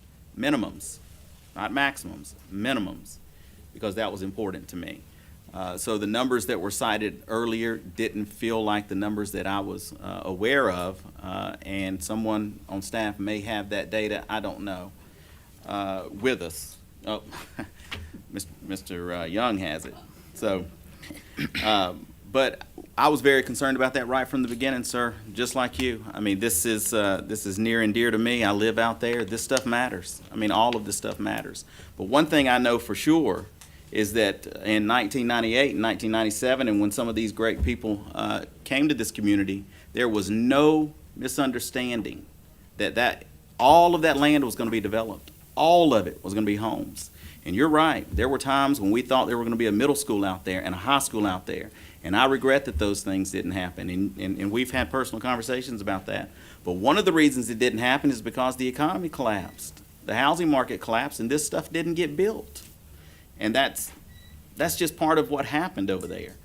I think at the end of the day, we want to make sure that we do right by all these citizens and all these people who live over there. And we're going to make an effort to do that. I want to now give an opportunity for council to ask questions of staff. And although this is a city-initiated application, Mr. Macklin, I'm going to ask for your guidance here. Would it be appropriate to speak with the current owner of that property, though they are not an applicant? Would it be appropriate? Would we want to go down that road? Do we want to have council ask those questions? They are not the applicant. I think it is within your power to ask questions of anyone that you'd like to ask questions. I can't speak for them, but they're represented by council, and I think if they choose not to respond, that's within their province also, and you shouldn't hold that against them. But all right. That you may have questions that they can answer better than the staff can. And that's my thinking. So first, let me ask council if you have any questions of staff before I go beyond the staff. Mr. Young. Do we know of any time limits on this process? Or would the process suffer a negative result if the time is stretched out? I think that's a question to ask of the landowner, because I haven't asked them if this doesn't get approved what they would do. All right, let me. I think there's also an answer to that question from the standpoint of our zoning ordinances. I think it is within your power to table it for 30 days. That's built in the ordinance that you don't lose the matter just because you put it off one time. You can't put it off indefinitely. I mean, it's simply a good thing, and you're not permitted by the ordinance to do that, but you can table it one time. Okay, and I think his question was, beyond the legal question, would there be a negative impact? So let me. And I can't answer that. We'll get to that in a minute. All right. Anybody else have any questions for staff? Mr. Carter. Okay, she referred to some additional conditions. Is that what we were having? Yes, sir. That's what you have before you. Okay. All right. Anyone else? Mr. Young. Does the homeowners association have these?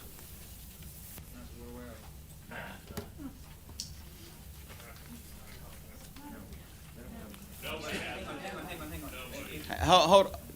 I can't see it, sir. I don't know what you're looking Well, Mr. Willis, would you come up here for me, please? Just tell me if you wrote these or not, because that's my understanding. No? No. Tom wrote them? Okay. No, these were written by the Mirror Lake Community Association. They were? Yes. Okay. They were an attempt to. All right. All right, listen, one person at a time. I have ADD. All right. And the other question was, would you interpret what the yellow and I don't understand. So this is a little housekeeping. I'm going to explain this to you because it had to be explained to me earlier today. And this is just for the council. So you're holding a document that looks like this. My understanding is that where it has been highlighted, this is what the developer, as I'll call him the developer, has agreed to, though there was some type of a change in there that I don't know what it was because I don't have a red line copy. If they made no highlight and they struck nothing out, they agreed to that as it was written. Okay? So does that help y'all understand that? We're not at this place yet to deal with these. If we were to do this, if we were to approve this, we would want to add these because these are the additional conditions that the Mirror Lake Homeowners Association asked of the developer, although the developer did not agree to every single thing they asked for verbatim. They came very close, as you can tell by reading this. Okay, any more questions for staff? Yes, Ms. Marchman. How we couldn't make a good decision on anything if we had read this. We don't know what this is. Well, I'll address that. These came from the Mirror Lake Homeowners Association. I understood you said that it wasn't last night, it was maybe last Thursday. But these were not part of the city's application. This was something the Homeowners Association asked for, and the city graciously said, if y'all have an agreement, we will make it part of the zoning ordinance. We will make them do what they've agreed to, because otherwise they wouldn't have been forced to do it. Make the owner, The developer. the developers do Yes, this. ma'am. If this were to be made part of it. This come from the Homeowners Association, not from the city. I Okay. can't understand all of the confusion or the misunderstandings when you got rules and you got, seem like to me somebody's not doing their homework or somebody's not agreeing together, or we need to get together as people in the city or somebody as representatives to try to figure this thing out. So it'd be, we're not gonna please everybody, I know, but the majority of the people, they live there. They know what they want. We know what we can do. So seem like it need to be some more communication before we make a decision. That's my. And that may be, but let us try to move through this first. Okay. Mr. Montahan. Mayor, I'm not sure exactly if I can maybe ask the Mirror Lake HOA a question. Is that? I think in the interest of this, I would, if they choose to, one of them can come up. Mr. Willis. I promise to do my best. Mr. Willis, so I represent HOAs in my practice. And many of the HOAs I represent have a architectural review committee. Does the Mirror Lake Community Association or HOA have such committee? We do. Okay. And so I'm sorry? My attorney would like to speak. Sure. Stay up here, please. Hi, Miranda. How are you? Hi, Miranda Jordan. I represent Mirror Lake Community Association. So he is correct. They do have an architectural review committee. The difficulty in this situation is that pursuant to the covenants, there is still a declarant who has full architectural review committee powers. Okay. So you can understand there's a little bit of a conflict there with what the interests are of the association and what the interests are of the developer. Okay. That answered my question spot on. Thank you. Is that all you had? Yep, that was it. All right. Does anybody else have any questions for staff before I ask if you have any questions? And if they choose, if they even want to be heard, I don't know. Anybody? Yeah, I don't Ms. know. McPherson. Maybe not, it may circle around to a question, but my understanding was that not only did the city work, but the HOA worked with the developer and got very close. I believe y'all called it 95% agreement, and that the sticking point was Fairway 17. And some things there that y'all aren't quite in agreement with. Mr. Macklin, do we have any legal standing to tell a developer or builder that they can't build what they're planning here? I know we don't have any standing to tell the schools what to do because we have zero authority over either county. All right. Right. You have some control, I mean, but you can't tell a builder what type of house they have to build. I mean, you can't tell them it has to be a particular style or a particular color. I mean, you set guidelines for them to follow, which this proposed rezoning does. I mean, my understanding is that it does set minimum square foot sizes for the homes that are to be built in individual nodes. So that is telling a developer what they can build and what they've agreed to build. But it's not all encompassing. You can't micromanage how a builder builds a house.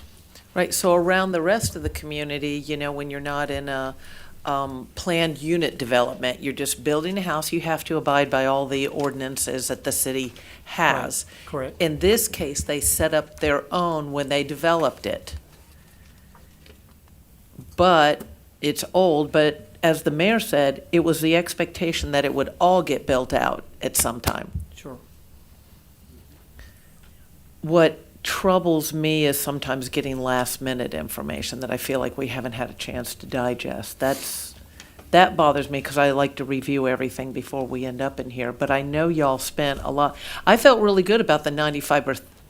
If the HOA with the developer was that close, that's a really good thing because from what I heard you say earlier, if this plan could pass or not pass, but if it doesn't pass, someone else can still come in and do, it sounded like some pretty crazy stuff with apartments and things, could do a lot more density. Is that accurate? That is accurate. And we couldn't stop them from doing a lot more density. Is that accurate? I mean, we could try to negotiate, but. Well, the way it stands right now, you have a limited number of lots that are available, which is far, far, far less than the number of lots that are out there. For us to tell the next developer that comes in after the 81st lot is doled out, we have a huge problem at that point. Because then somebody's got to come back to you and say, city, you need to increase the number of lots that you're permitting out there. Otherwise, you're taking our land. If you tell a developer that who's bought raw land out there that was intended to be developed and built, that they can't develop and build it, then you're taking their land. That's a legal problem. Thank you. Okay. Developer, do you want to speak if anybody has any questions? I'm going to ask you to come up right there, and then I'm going to ask if any council member has any questions for you. Will you please both just introduce yourself again? I'm Kathy Zickert. I'm Kevin Spindell, 6300 Powers Ferry Road, Atlanta, Georgia, 30339. Okay. All right. Council, do any of you have any? Mr. Young. Thank you for agreeing to take questions. I'm hearing from a lot of people that it's close. There were some numbers thrown around by South Harbor, and I specifically looked at South Harbor. The average square footage in South Harbor, as it exists right now, is 3,200 square feet. The minimum in these documents is 3,000 for a two-story home. South Harbor's got eight ranch homes. The average about 2,800 square feet. The minimum in this document is 26. So, we're really close. Enough so that the prospective homeowner and the buyer need some latitude in what they're going to build. But in general, most homeowners are going to want to build a home that looks like what's around them. So square footage wise, I think we're really close. The concerns, a lot of concerns that I can't answer are around schools. And it's been my impression that the Douglas County school system doesn't talk to us very much. And I expect that they're doing their due diligence about what's going on here. The Douglas County Commission chairwoman was informed about this development, and it will slowly make its way around Douglas County municipal functions and things. but I don't think the school system is going to talk to us before they're ready to talk to us. The fire department knows about it. They were in the meeting when the chairwoman was informed. So they know that the fire station on Tyson Road is too small. We've been doing road studies all over the place, but so I'm not hearing a whole lot about what the houses are like, the lots are like, except 17, and we're really close with these adjustments. We're really close. And it comes down to my question is, if we allow some time to look at the school, fire, police issue, is that detrimental? Let me answer that this way. We have contracts to sell certain parts of the property to builders. We've already cut back on them by about 6 months. We are trying very hard to stay under contract because we think they're good builders and we think they will develop and build the way that these folks would want them to. So we don't want them to walk. Can I guarantee you that they will walk if you defer this for 30 days? No. Might they? Yes. We just really do not know the answer to that. All right. Any other questions? I have a question. All right, Mr. Montahan. And my question may be for staff or maybe for Mr. Mecklin, depending on who wants to grab it. So we, in our conditions, and there's a whole host of them, we propose minimum lot sizes.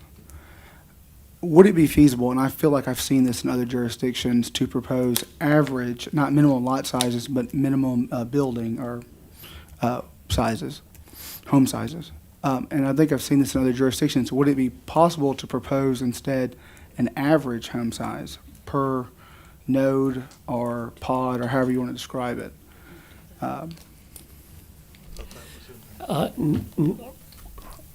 Is it possible? Possible. I haven't seen that done often, and that's really, it's also sort of controlled by the number of allowed units per node. That, does control what the average size is. I mean, if you multiply the minimum by the number of lots permitted, you get what the average is. We've done that, actually. It's already in here. We agreed to Okay. an average. Okay. I thought that was part of an early discussion. Okay. Well, Okay, I must have overlooked any that. other questions for the developer? So what was the average you all agreed to It then? depended by pod. Okay, By node. I'll pull those out then. If you'll look at about a quarter of the way down, it goes Okay. into the house sizes, minimums and averages. All right, let me pull my report. Trying to match like kind to like kind. Okay. Okay, are there any, Matthew, do you have any more questions? No, I'm going to Okay, look through that anybody real else? quick if I can. All right, thank you all. Would you all like to speak? Not Okay. particularly. Well, look, I'm trying to be as.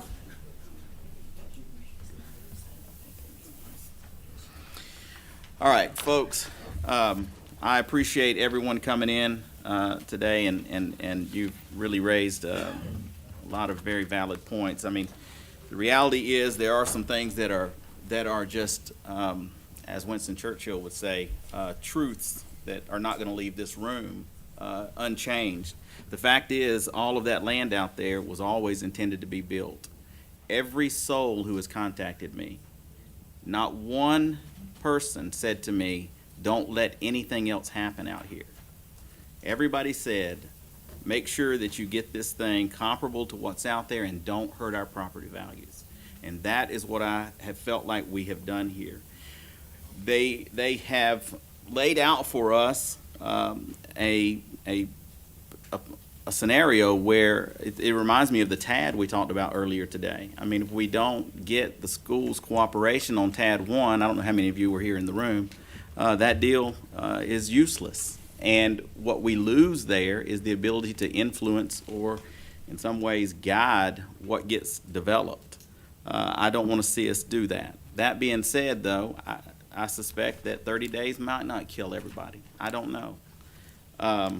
You heard them say that they couldn't say that would necessarily happen. So, I want to hear what any council members have to say, but shortly I'm going to entertain some type of a motion. Does anybody have any additional questions or discussion? I moved Mr. Young. I moved into Mirror Lake in 2001. It was always going to be 2,500 homes plus. It was, and it was coming. It took from 2000. Well, my neighbor actually built in 1998 or 1999, so it took from there to the housing crash to get what we've got. And it'll probably take another 10 years. Once we settle this, to get the rest of it. So the schools aren't going to be overburdened tomorrow. Traffic is not going to be terribly different tomorrow, but it will grow over time. And the city will have time to look at water and sewer. They've already made some extensive studies about that, about what to do. They've got plans in the progress right now on that. Police will have time to look at the crime and whatever may or may not happen there. I'd personally like to see that bank building as a sub precinct, but I know they want too much money for that. I don't have an answer for that, but that's what I'd like to see. The schools will eventually come up with an answer. I don't know when, but because we don't control them, and they're pretty insular about their prerogatives. Fire will come up with an answer for Tyson Road, whether they put one on the north side of Mirror Lake or increase the size for Tyson Road. So a lot of answers that we need, we all want, we don't absolutely need them today because we won't have 1,300 more homes today. But it's coming, and that'll give these municipalities and government organizations a chance to sit down and study what's going on. We can't tell Douglas County Fire what to do. We pay them a fee for their services, but we can't tell them what to do. That's their responsibility, just like the school. We told them what's going to happen. It's their responsibility to provide for the children in Douglas County. The city has a responsibility to provide police, water, sewer, public safety, roads, but again, it's not going to change overnight. Do we risk losing some of these buyers and putting off the development, putting off the property taxes? Some of you weren't here during Tom Barber's statement about the need for utility customers. Although he mentioned that on a Zoom meeting with the HOA last night, we need 3,000 more utility customers to continue the progress in our water and sewer that we're doing. This gets us halfway there. Of course, it'll take 10 years to get that half. So I understand the concerns, but I'm looking at, it doesn't change immediately tomorrow. It changes over time. And time gives us the ability to adjust our plans to meet up with the demands. The developer may not put all these homes in. There's a lot of rock out there in Mirror Lake. I was standing out on Overlook looking at a house that they're trying to put in there, and they got huge amounts of rock in it. So the number of lots that they've penciled out on this little map may not stay the same. They may make 2 lots bigger and a little tiny lot in the middle because it's got rock there and it's not going to be developed anyway. Or even the roads may take a different course because there's huge granite ledge where the road's supposed to go. So the map that you're looking at is a concept. It is, I guarantee it is not going to look like that once they get the engineering studies done and start drafting it out with setbacks and buffers and things like that that the city is going to require. Right, I do wonder if that is a piece of the misinformation, that approving this tonight doesn't mean that what you see is exactly what's going to happen. In fact, I guarantee you it is not. They will go through traffic studies. They'll go through all types of engineering regarding infrastructure. I mean, at the end of the day, the way this started, and I told y'all a few minutes ago that how this develops out there has always mattered to me. It's mattered to me in a personal way from the very beginning. But I started with the premise that it was always going to develop. I've always known it would develop.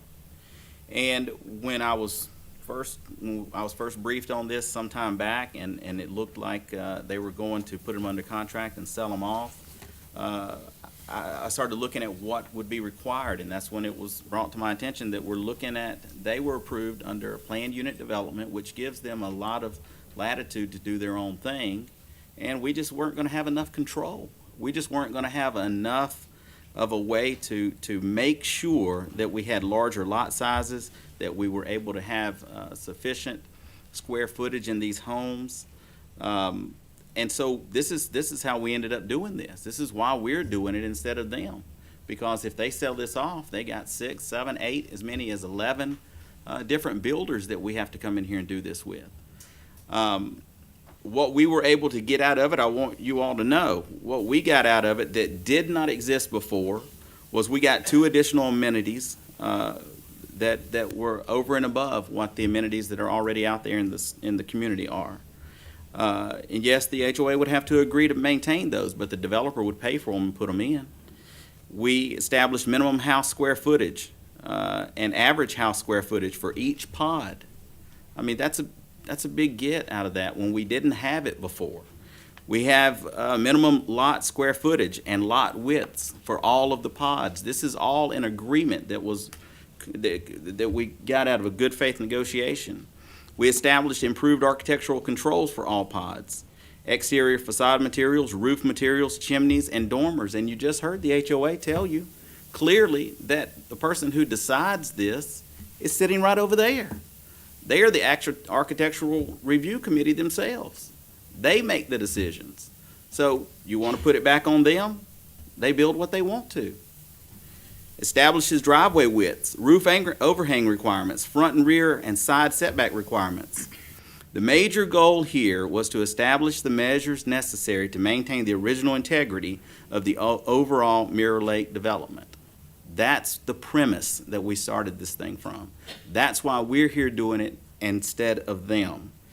Now, with regard to the schools, as the councilman said, with regard to the fire department, they are not going to start building schools for some anticipated growth. If they had done that back in 1998, they'd have, their schools wouldn't be, as necessary right now. I mean, it just wouldn't have happened. That's why they didn't build them over there. We not got that high school because there's not enough kids over there right now. My kids go to Douglas County High School, or they did. I got one in the middle school now. That wasn't what I wanted. That's what I got. This stuff, they don't build these schools when they don't have enough kids in them. That's one of the reasons we get neglected out there. I heard the attorney say that they might be able to survive a 30-day table. I just ask you, what are we going to accomplish in those 30 days that we haven't done? There seems to be a premise that we haven't done any of our homework, that we haven't gotten anything out of this. And I think staff worked really hard and in good faith with this developer, and the HOA. I mean, you guys have been involved, and you tell us that you've gotten 95% of what you want. I don't know that there's much more to get, and I do understand that. I mean, I understand that folks are thinking that they got left out of this, but the reality is, hey, order. Don't do that. You did. Don't do that. So, listen, I gave you an opportunity to speak, and I'm happy to hear everybody. And you all have valid concerns, and I do believe that you have bad information or short information, but it was not the intent of anybody to do that. We do talk about this. This came up in a meeting in May here at City Council. It's just that while the negotiations were going on, there was nothing to report. There's no specifics to report while you're still trying to work out a negotiation and while your city attorney is telling you what you can and can't say in public. That's just the reality of this. Our city councilman lied online and told everybody on the Nextdoor app that the city had enough. Sir, you can listen, I appreciate it. I gave you an opportunity to speak. Okay? And I'm done. That's right. And I'll talk as long as I choose to. You be quiet. All right, Mr. Carter. My primary problem with handling this thing tonight is the fact that we were handed information at the last minute, which we haven't had a chance to review, go over, read, digest, and, decide on. This came in at the very beginning of the meeting. I have a problem with voting on this thing tonight. I really think 30 days is good. I think they need another 30 days to work out whatever amount of the last 5% they can work out, and then we'll make a decision on it. But I would like to be able to digest everything that I was handed before we make a decision. Mr. Carter, and I've said that if 30 days, had any impact here that was good, I mean, I'm not going to in any way oppose that if that's what you all want to do. I just want you to understand that what you got tonight was more concessions on behalf of the HOA. This was what the HOA asked for. This is the developer saying, if you do this, I'm going to agree to these things that they asked us for Thursday night. This is not anything for us to review and try to take out of. This is not more restrictions on the community. These are gets for the community. This is where they have conceded more than what they already had before we got here tonight. So I understand sometimes we get late information, but this information is only in the interest of the HOA and this community. It's not in the interest of the developer. Ms. McPherson, did you?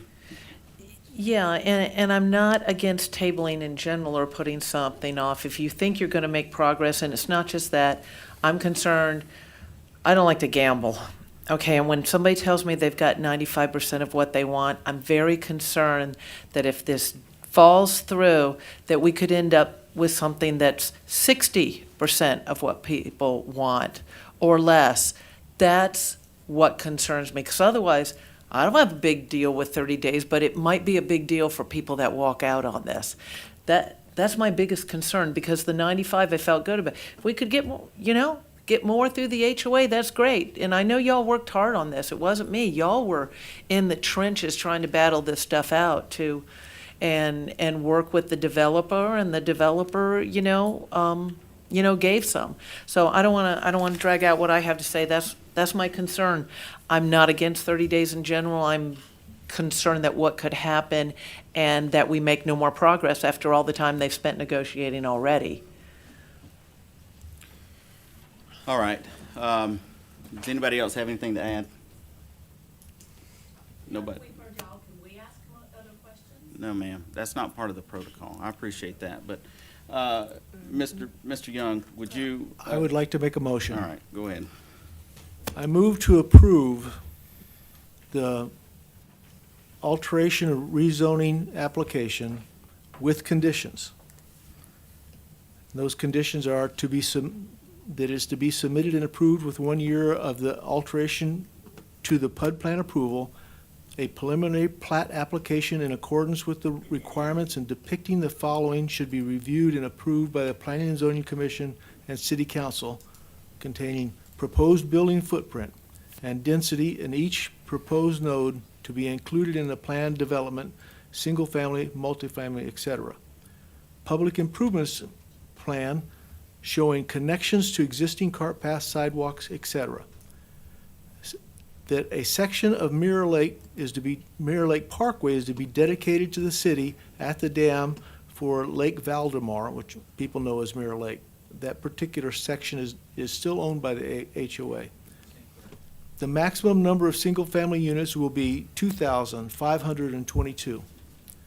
The maximum number of multifamily units will be 767.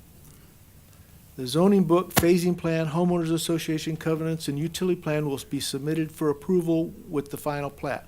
And that includes the developments that will not be in the Mirror Lake HOA, but will have their own HOA. The applicant developer must follow all zoning tabulations and design-based representations as presented in the accompanying document titled Mirror Lake Unit Development Master Plan, dated 2 June 2021, revised July 7th, 2021, and the additional agreements that the developer has made This document is fully transferable and applicable to any future developer or builder on this site. All right. I have no idea where that motion is. That's the longest motion I've ever heard. So, It's right is after here, there, it says approval with conditions. mine's probably on a different page. Is there a second on Mr. Young's motion? Excuse me, Uh, Mayor, I yeah, apologize, hold on a but there's a correction to that revision date. July 7th has been revised again on August 2nd, 2021. This is the same one that went to the Planning Commission last week. Okay. This is the one that came out So of. that date, yes, the date for the revision, July 7th, that should be August 2nd. Are you able to amend that? I so amended. Okay. All right. Now, is there a second to Mr. Young's motion? All right, all right. Ms. Marchman will second that motion. Is there any discussion? All right. I'm not sure exactly what all the motion was with. I'm assuming it's a I hadn't had a chance to staff-prepared read that part of motion. it. I know it. Can I ask that question, Ron? Is that a staff-prepared motion? It is. Okay, and it's consistent, and you've corrected the date? Yes. Okay, all right, well, that should answer your question, Mr. Carter. All right, is there any additional discussion? All right, all in favor of the motion? All opposed? All right, that will be approved 4-1. All right, thank you all very much.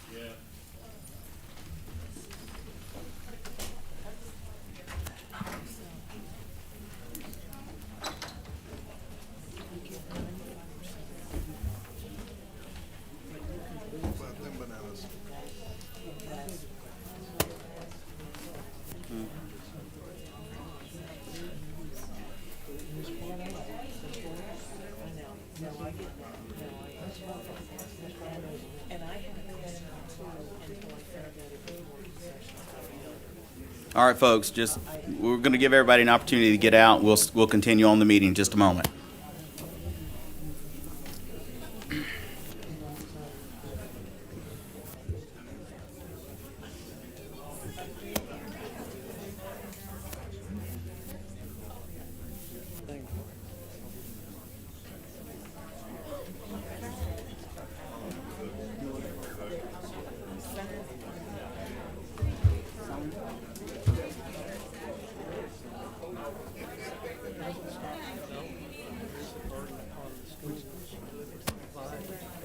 All right, folks, let me have order.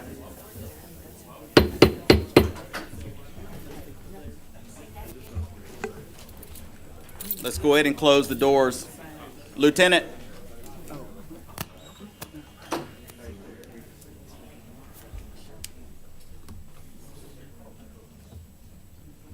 Okay, folks, we're going to go ahead and move on with the agenda. Let me get back down here to where I'm at. I've gone through so many different documents since I've been sitting here, I don't have it in front of me. All right, C4. This is an amendment to Section 7.02, 17, parking of commercial vehicles contained in City of Villa Rica zoning code. There will also be a public hearing on this item. Ron, would you present it, please? Yes, sir. So this is an amendment that I'm bringing forward to our zoning ordinance. It's actually in tandem with the next item as well. This item is to address the parking of... Ma'am. All right, continue, Ron. Sure.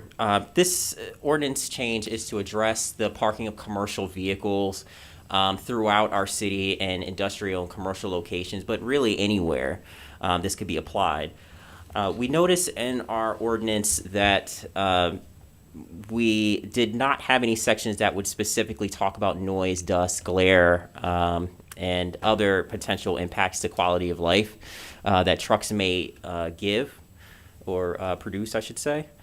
So we found it incumbent upon us to institute additional supplemental regulations for the parking of commercial vehicles in the event that there is a special exception. So again, this is in tandem with the next item.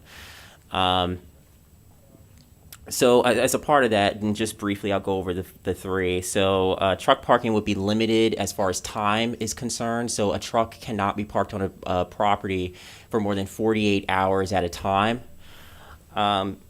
Trailers are also a part of this as well. So a trailer would have to be connected to the tractor, if you will. I don't know the proper terminology for that, but a tractor. That's correct. In order to be parked on a parking lot or a truck parking lot facility. Trailers can't be just left there. Someone can't just go to Savannah after they drop their load off here in Villa Rica and not come back for a week. Because as of right now, they can do that. So we felt like it was incumbent to kind of change these things and also address where trucks can be parked as far as if there's no building on site. If it's just a truck parking lot facility that wants to open up in town, we need to make sure that they're parking in back of all of the setbacks that we have on the property and that they're not just going to be ran over through time, et cetera. We just need to have clear rules so anytime that we do see trucks starting to pile up inside of a front yard setback area, or if there's no building on site at all, which is the way that our ordinance was currently written, we need to address where those trucks can be and that they cannot be in a buffer yard or that they cannot be in a front yard setback area, for example. Okay. Council, does anybody have any questions for Ron?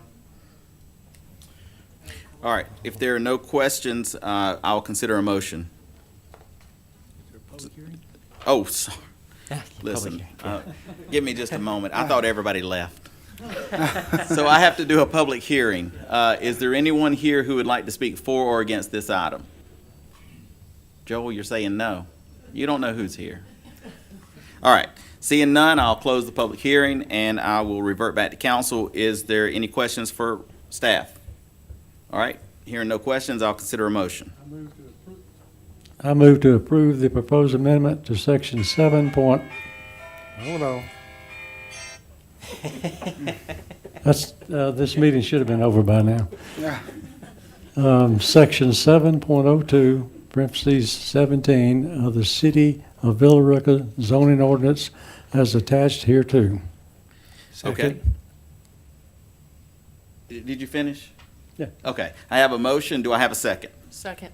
All right. I have a motion to approve the proposed amendment to section 7.02, 17 of the City of Villa Rica zoning ordinance as attached here too. I have a second from Ms. McPherson. Is there any discussion? All in favor?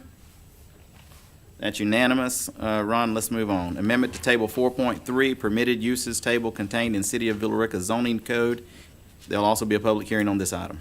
Yes, so like I said, this goes along with the previous item, but we wanted to address the parking lots or structures as a primary use. Currently, the way that it is, it's a permitted use for these types of facilities in the C2 zone and in the OMI zone. And it's also a special exception in the I2 zone. So we didn't really think that it made much sense for truck parking to be approved in a commercial zone, but a special exception in an I2 zone, being that it's mainly industrial types of uses would be utilizing these types of uses. So we wanted to kind of curtail that back a little bit from our C2 zone, being that it is a high density or medium density in commercial zoning district. So we're proposing that change to a special exception instead of the current permitted use that it is.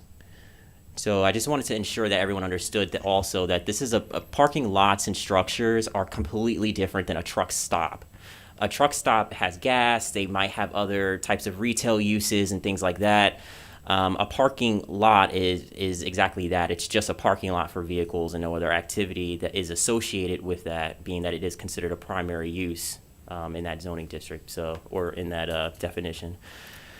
Okay. Are there any questions for Ron? All right. This item. Hold on. Ron, I'd like to go back to that email I sent you about animal shelters. In your response, you talked about residential. My question was, why aren't animal shelters allowed in AG? They're only allowed in I-1 right now, and AG, agricultural, is not even a special exception. So Yeah, so we have, as far as animals are concerned, and particularly the AG zone, just so everyone is aware, is an agricultural single-family zone. So we're talking about if you have sewer, I believe you can be on a half-acre lot, and if you don't have sewer, then it can be up to an acre lot. Being that obviously in an agricultural type of zoning district, you're going to have farms and things of that nature, and we did protect the farming categories from being able to have those types of uses, but we also put in here for animal boarding / stables as a completely separate use, so that excludes kennels, but we felt that it was the best option to kind of split some of these different agricultural related uses from a more commercial enterprise and a commercial establishment that would essentially have an animal shelter. Typically is a commercial establishment. It's usually listed in commercial uses. But we didn't want to take that from the people who are in an AG zone. So we did allow for animal boarding and stables as a special exception in the AG zoning category only, to try to address some of that. Okay. All right. Ron, Any other questions? I have a question. All right. But, hold on a second. Are you you wanna asking, do you want to ask a question? He's got one. All right, Mr. Montague. We'll let Tom go. Well, let's just do council first. I Okay. just don't know what he's doing. So can we, to have a parking lot in the OMI zone, I mean, what's the scenario you foresee there? Why would we permit that use in OMI? The OMI zone is very, very small, as we know. It's actually, I think, don't quote me here, but I'm pretty sure it's the smallest zoning category as far as number of uses or number of properties inside of the that zone. But the purpose of that was primarily because of the hospital, and because most of the properties inside of the OMI are already constructed on. I think there's maybe 2 vacant lots, or maybe 3 total in the entire zoning district. So we felt that being that the hospital is continuously on an expansion, and that there's only 3 or so lots, and they're all right next to Tanner, except for one of them, a parking lot for the hospital should really be a permitted use. We can't imagine a truck parking lot, for example, going all the way up at Old Stone and Punkintown Road area and Dallas Highway, because of just the sheer distance from the I-20, and because of the size of the parking, or the size of the lots that are existing, that are vacant up there. Right, but wouldn't a parking lot for a hospital, wouldn't the hospital be their primary use, not the parking lot? Unless you're looking for like paid parking, like a parking deck, is that like off-site? Only if they do not merge the lots together. Okay. Then it would be an accessory use if they merged it. Okay. I think that's odd, but whatever. Okay. Any other questions? All right, Mr. Barber. I'm sorry. Can I have one more question? I Okay. apologize. Mr. Montahan. We're on parking lot structures, but why not, could we not, because I had already thought about this before, about 2 months ago, before I even saw that, before this agenda item came up, but why would we not want to do a truck stop on a special exception into C2 zoning? I mean, for the same exact reasons that we just added those additional, I feel like council would want to, because of those quality of life issues you raised, I think council would want to hear that instead of being permitted as a matter of right in a C2 zone. Yeah, I'm taking a look at this now. I think there's merit in what you're saying, because again, we have to think of the industrial uses that can come from this. So I think that being that both of them are relatively similar, it's just one doesn't have a commercial use attached to it, Right. is kind of inconsequential, and they should probably mirror each other, like what you're saying, because they are more industrial in nature. I really don't understand why we would go have it approved or permitted in a C2 zone versus an I2 zone. But that's Right. another one for that Tom has already talked to me about in changing. So we wanted to handle them separately. But Okay. that's probably more than likely going to come back. Okay. Yeah. So that's forthcoming? Yeah. Okay. I'm fine then. All right, Mr. Barber. All right, Ron, if we approve this, where will truck parking be permitted? Outright, truck Yep. parking would be permitted only in the OMI zone, and special exceptions in the I2 and C2 zone, So who approves special exceptions? the city council. All right, so no truck parking is ever going to get created in Villa Rica without council approval except in OMI. That's correct. Yeah, I don't particularly like that, but it's restricted, so, okay.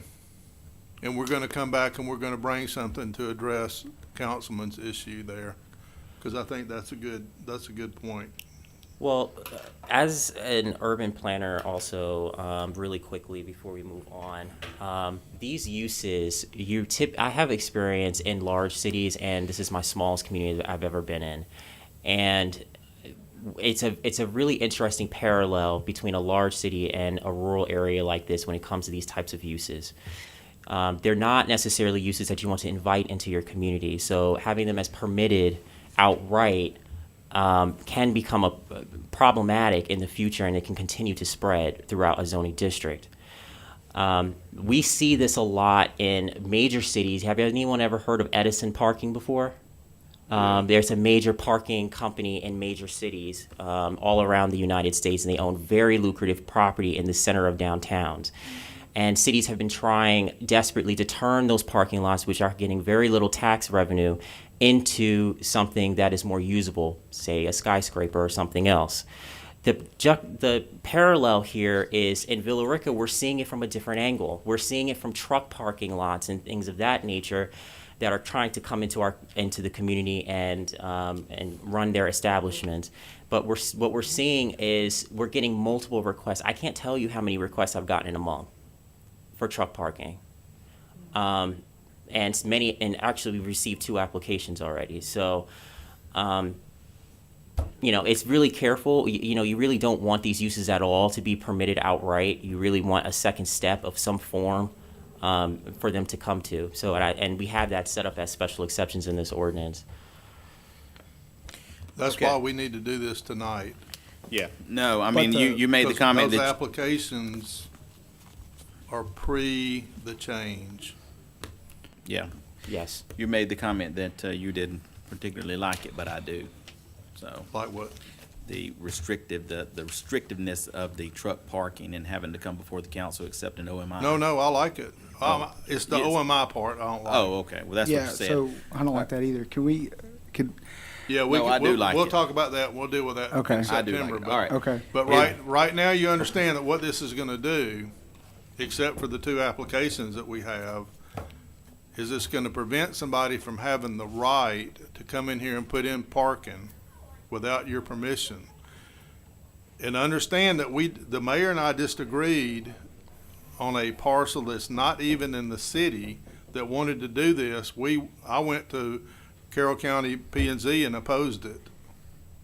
It's not even in the city. It's out there, near First Baptist. But it would impact the city Right. based on. Yeah, I mean, that's not the county, land use plan to put industrial out there. So, I mean, I think we're gonna take the position that we're just gonna oppose truck parking, except in some special case, maybe somebody builds another, Unless it's part of a pilot. facility, a distribution Yeah. center, some other Something. industrial facility, Flowers, they got truck parking. Yeah. East-West Trans, Southeast Yeah, Trans talking has about got, primary use. it's all part of another All right. facility. All right, we got any more questions? All right, I will entertain a motion. Do we have a public hearing already? Oh, does this require one? Yes. Lord have mercy. Is there anybody here who would like to speak for or against this item? Sit down. All right, seeing none, I'll close the public hearing.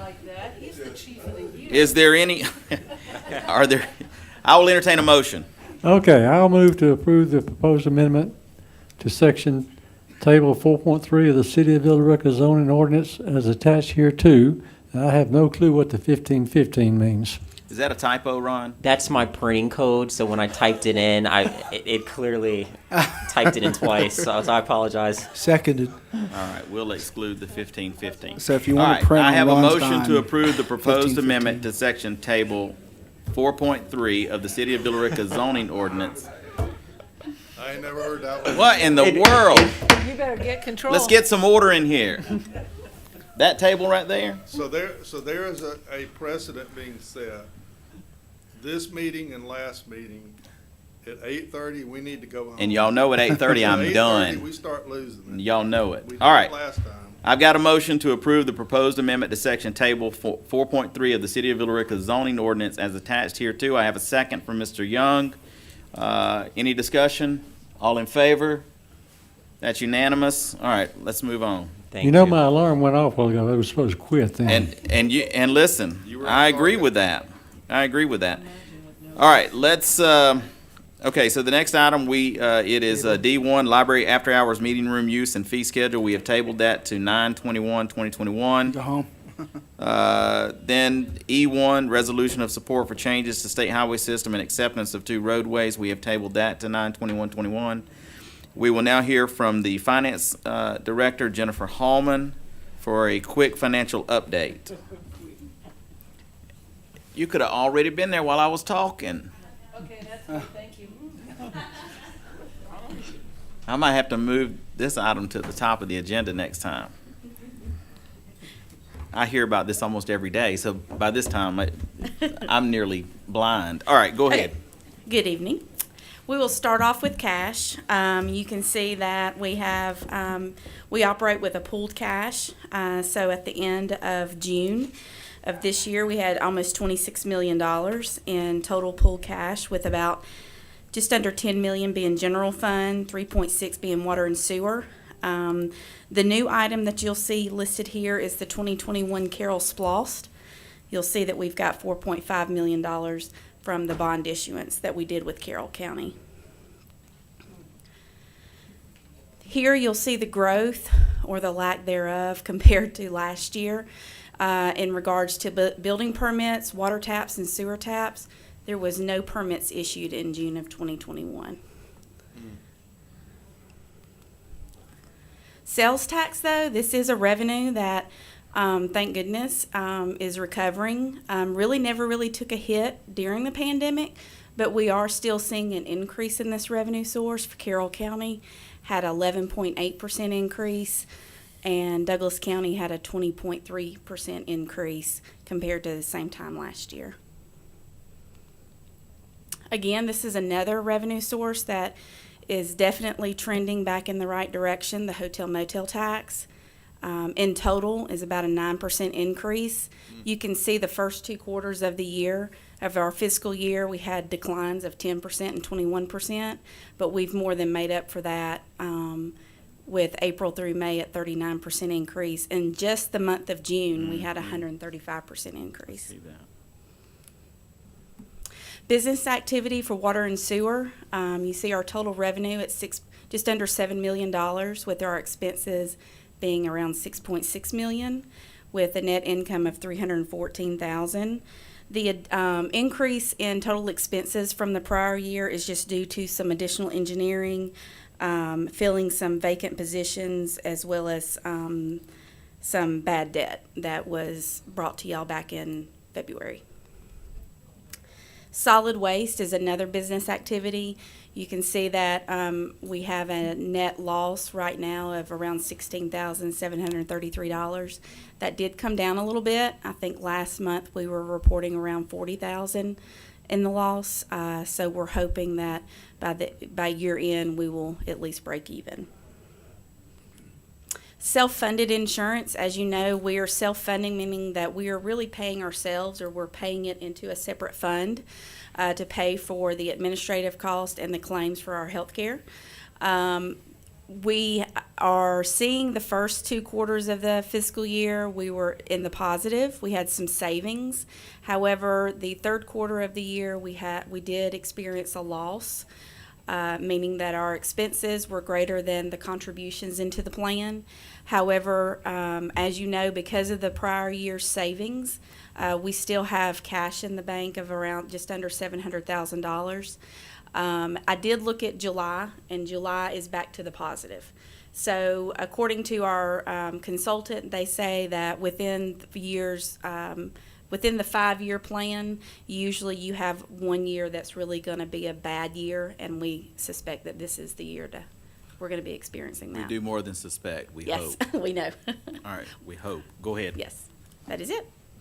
All right, council, do you have any questions for Ms. Hallman? All right, if there are no questions, I appreciate your time, ma'am. Thank you. I'm just as sorry for you that you had to stay this long as I am for me and for Dr. Mims. Okay. All right, so what we're going to do now, we're about to go into executive session, so we're going to break from here. We'll go downstairs, and then we may come back up. Let me ask first if anybody wants to make any comments here before we close this session. Okay. All right. I'm going to ask Mr. Mecklin to read off the prerequisite language, and then I'll ask for a motion on that. All right, the city council needs to go into an executive session for two purposes. One, pursuant to the attorney-client privileges provided by OCGA Section 50-14-2, parenthesis 1.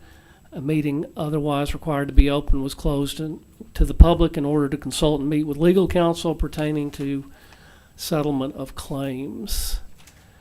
Second purpose, for meeting to discuss or deliberate upon the appointment, employment, compensation, hiring, disciplinary action, or dismissal or evaluation of a public officer or employee. Can someone make a motion to go into executive session for So those moved. I purposes? make that motion. Second.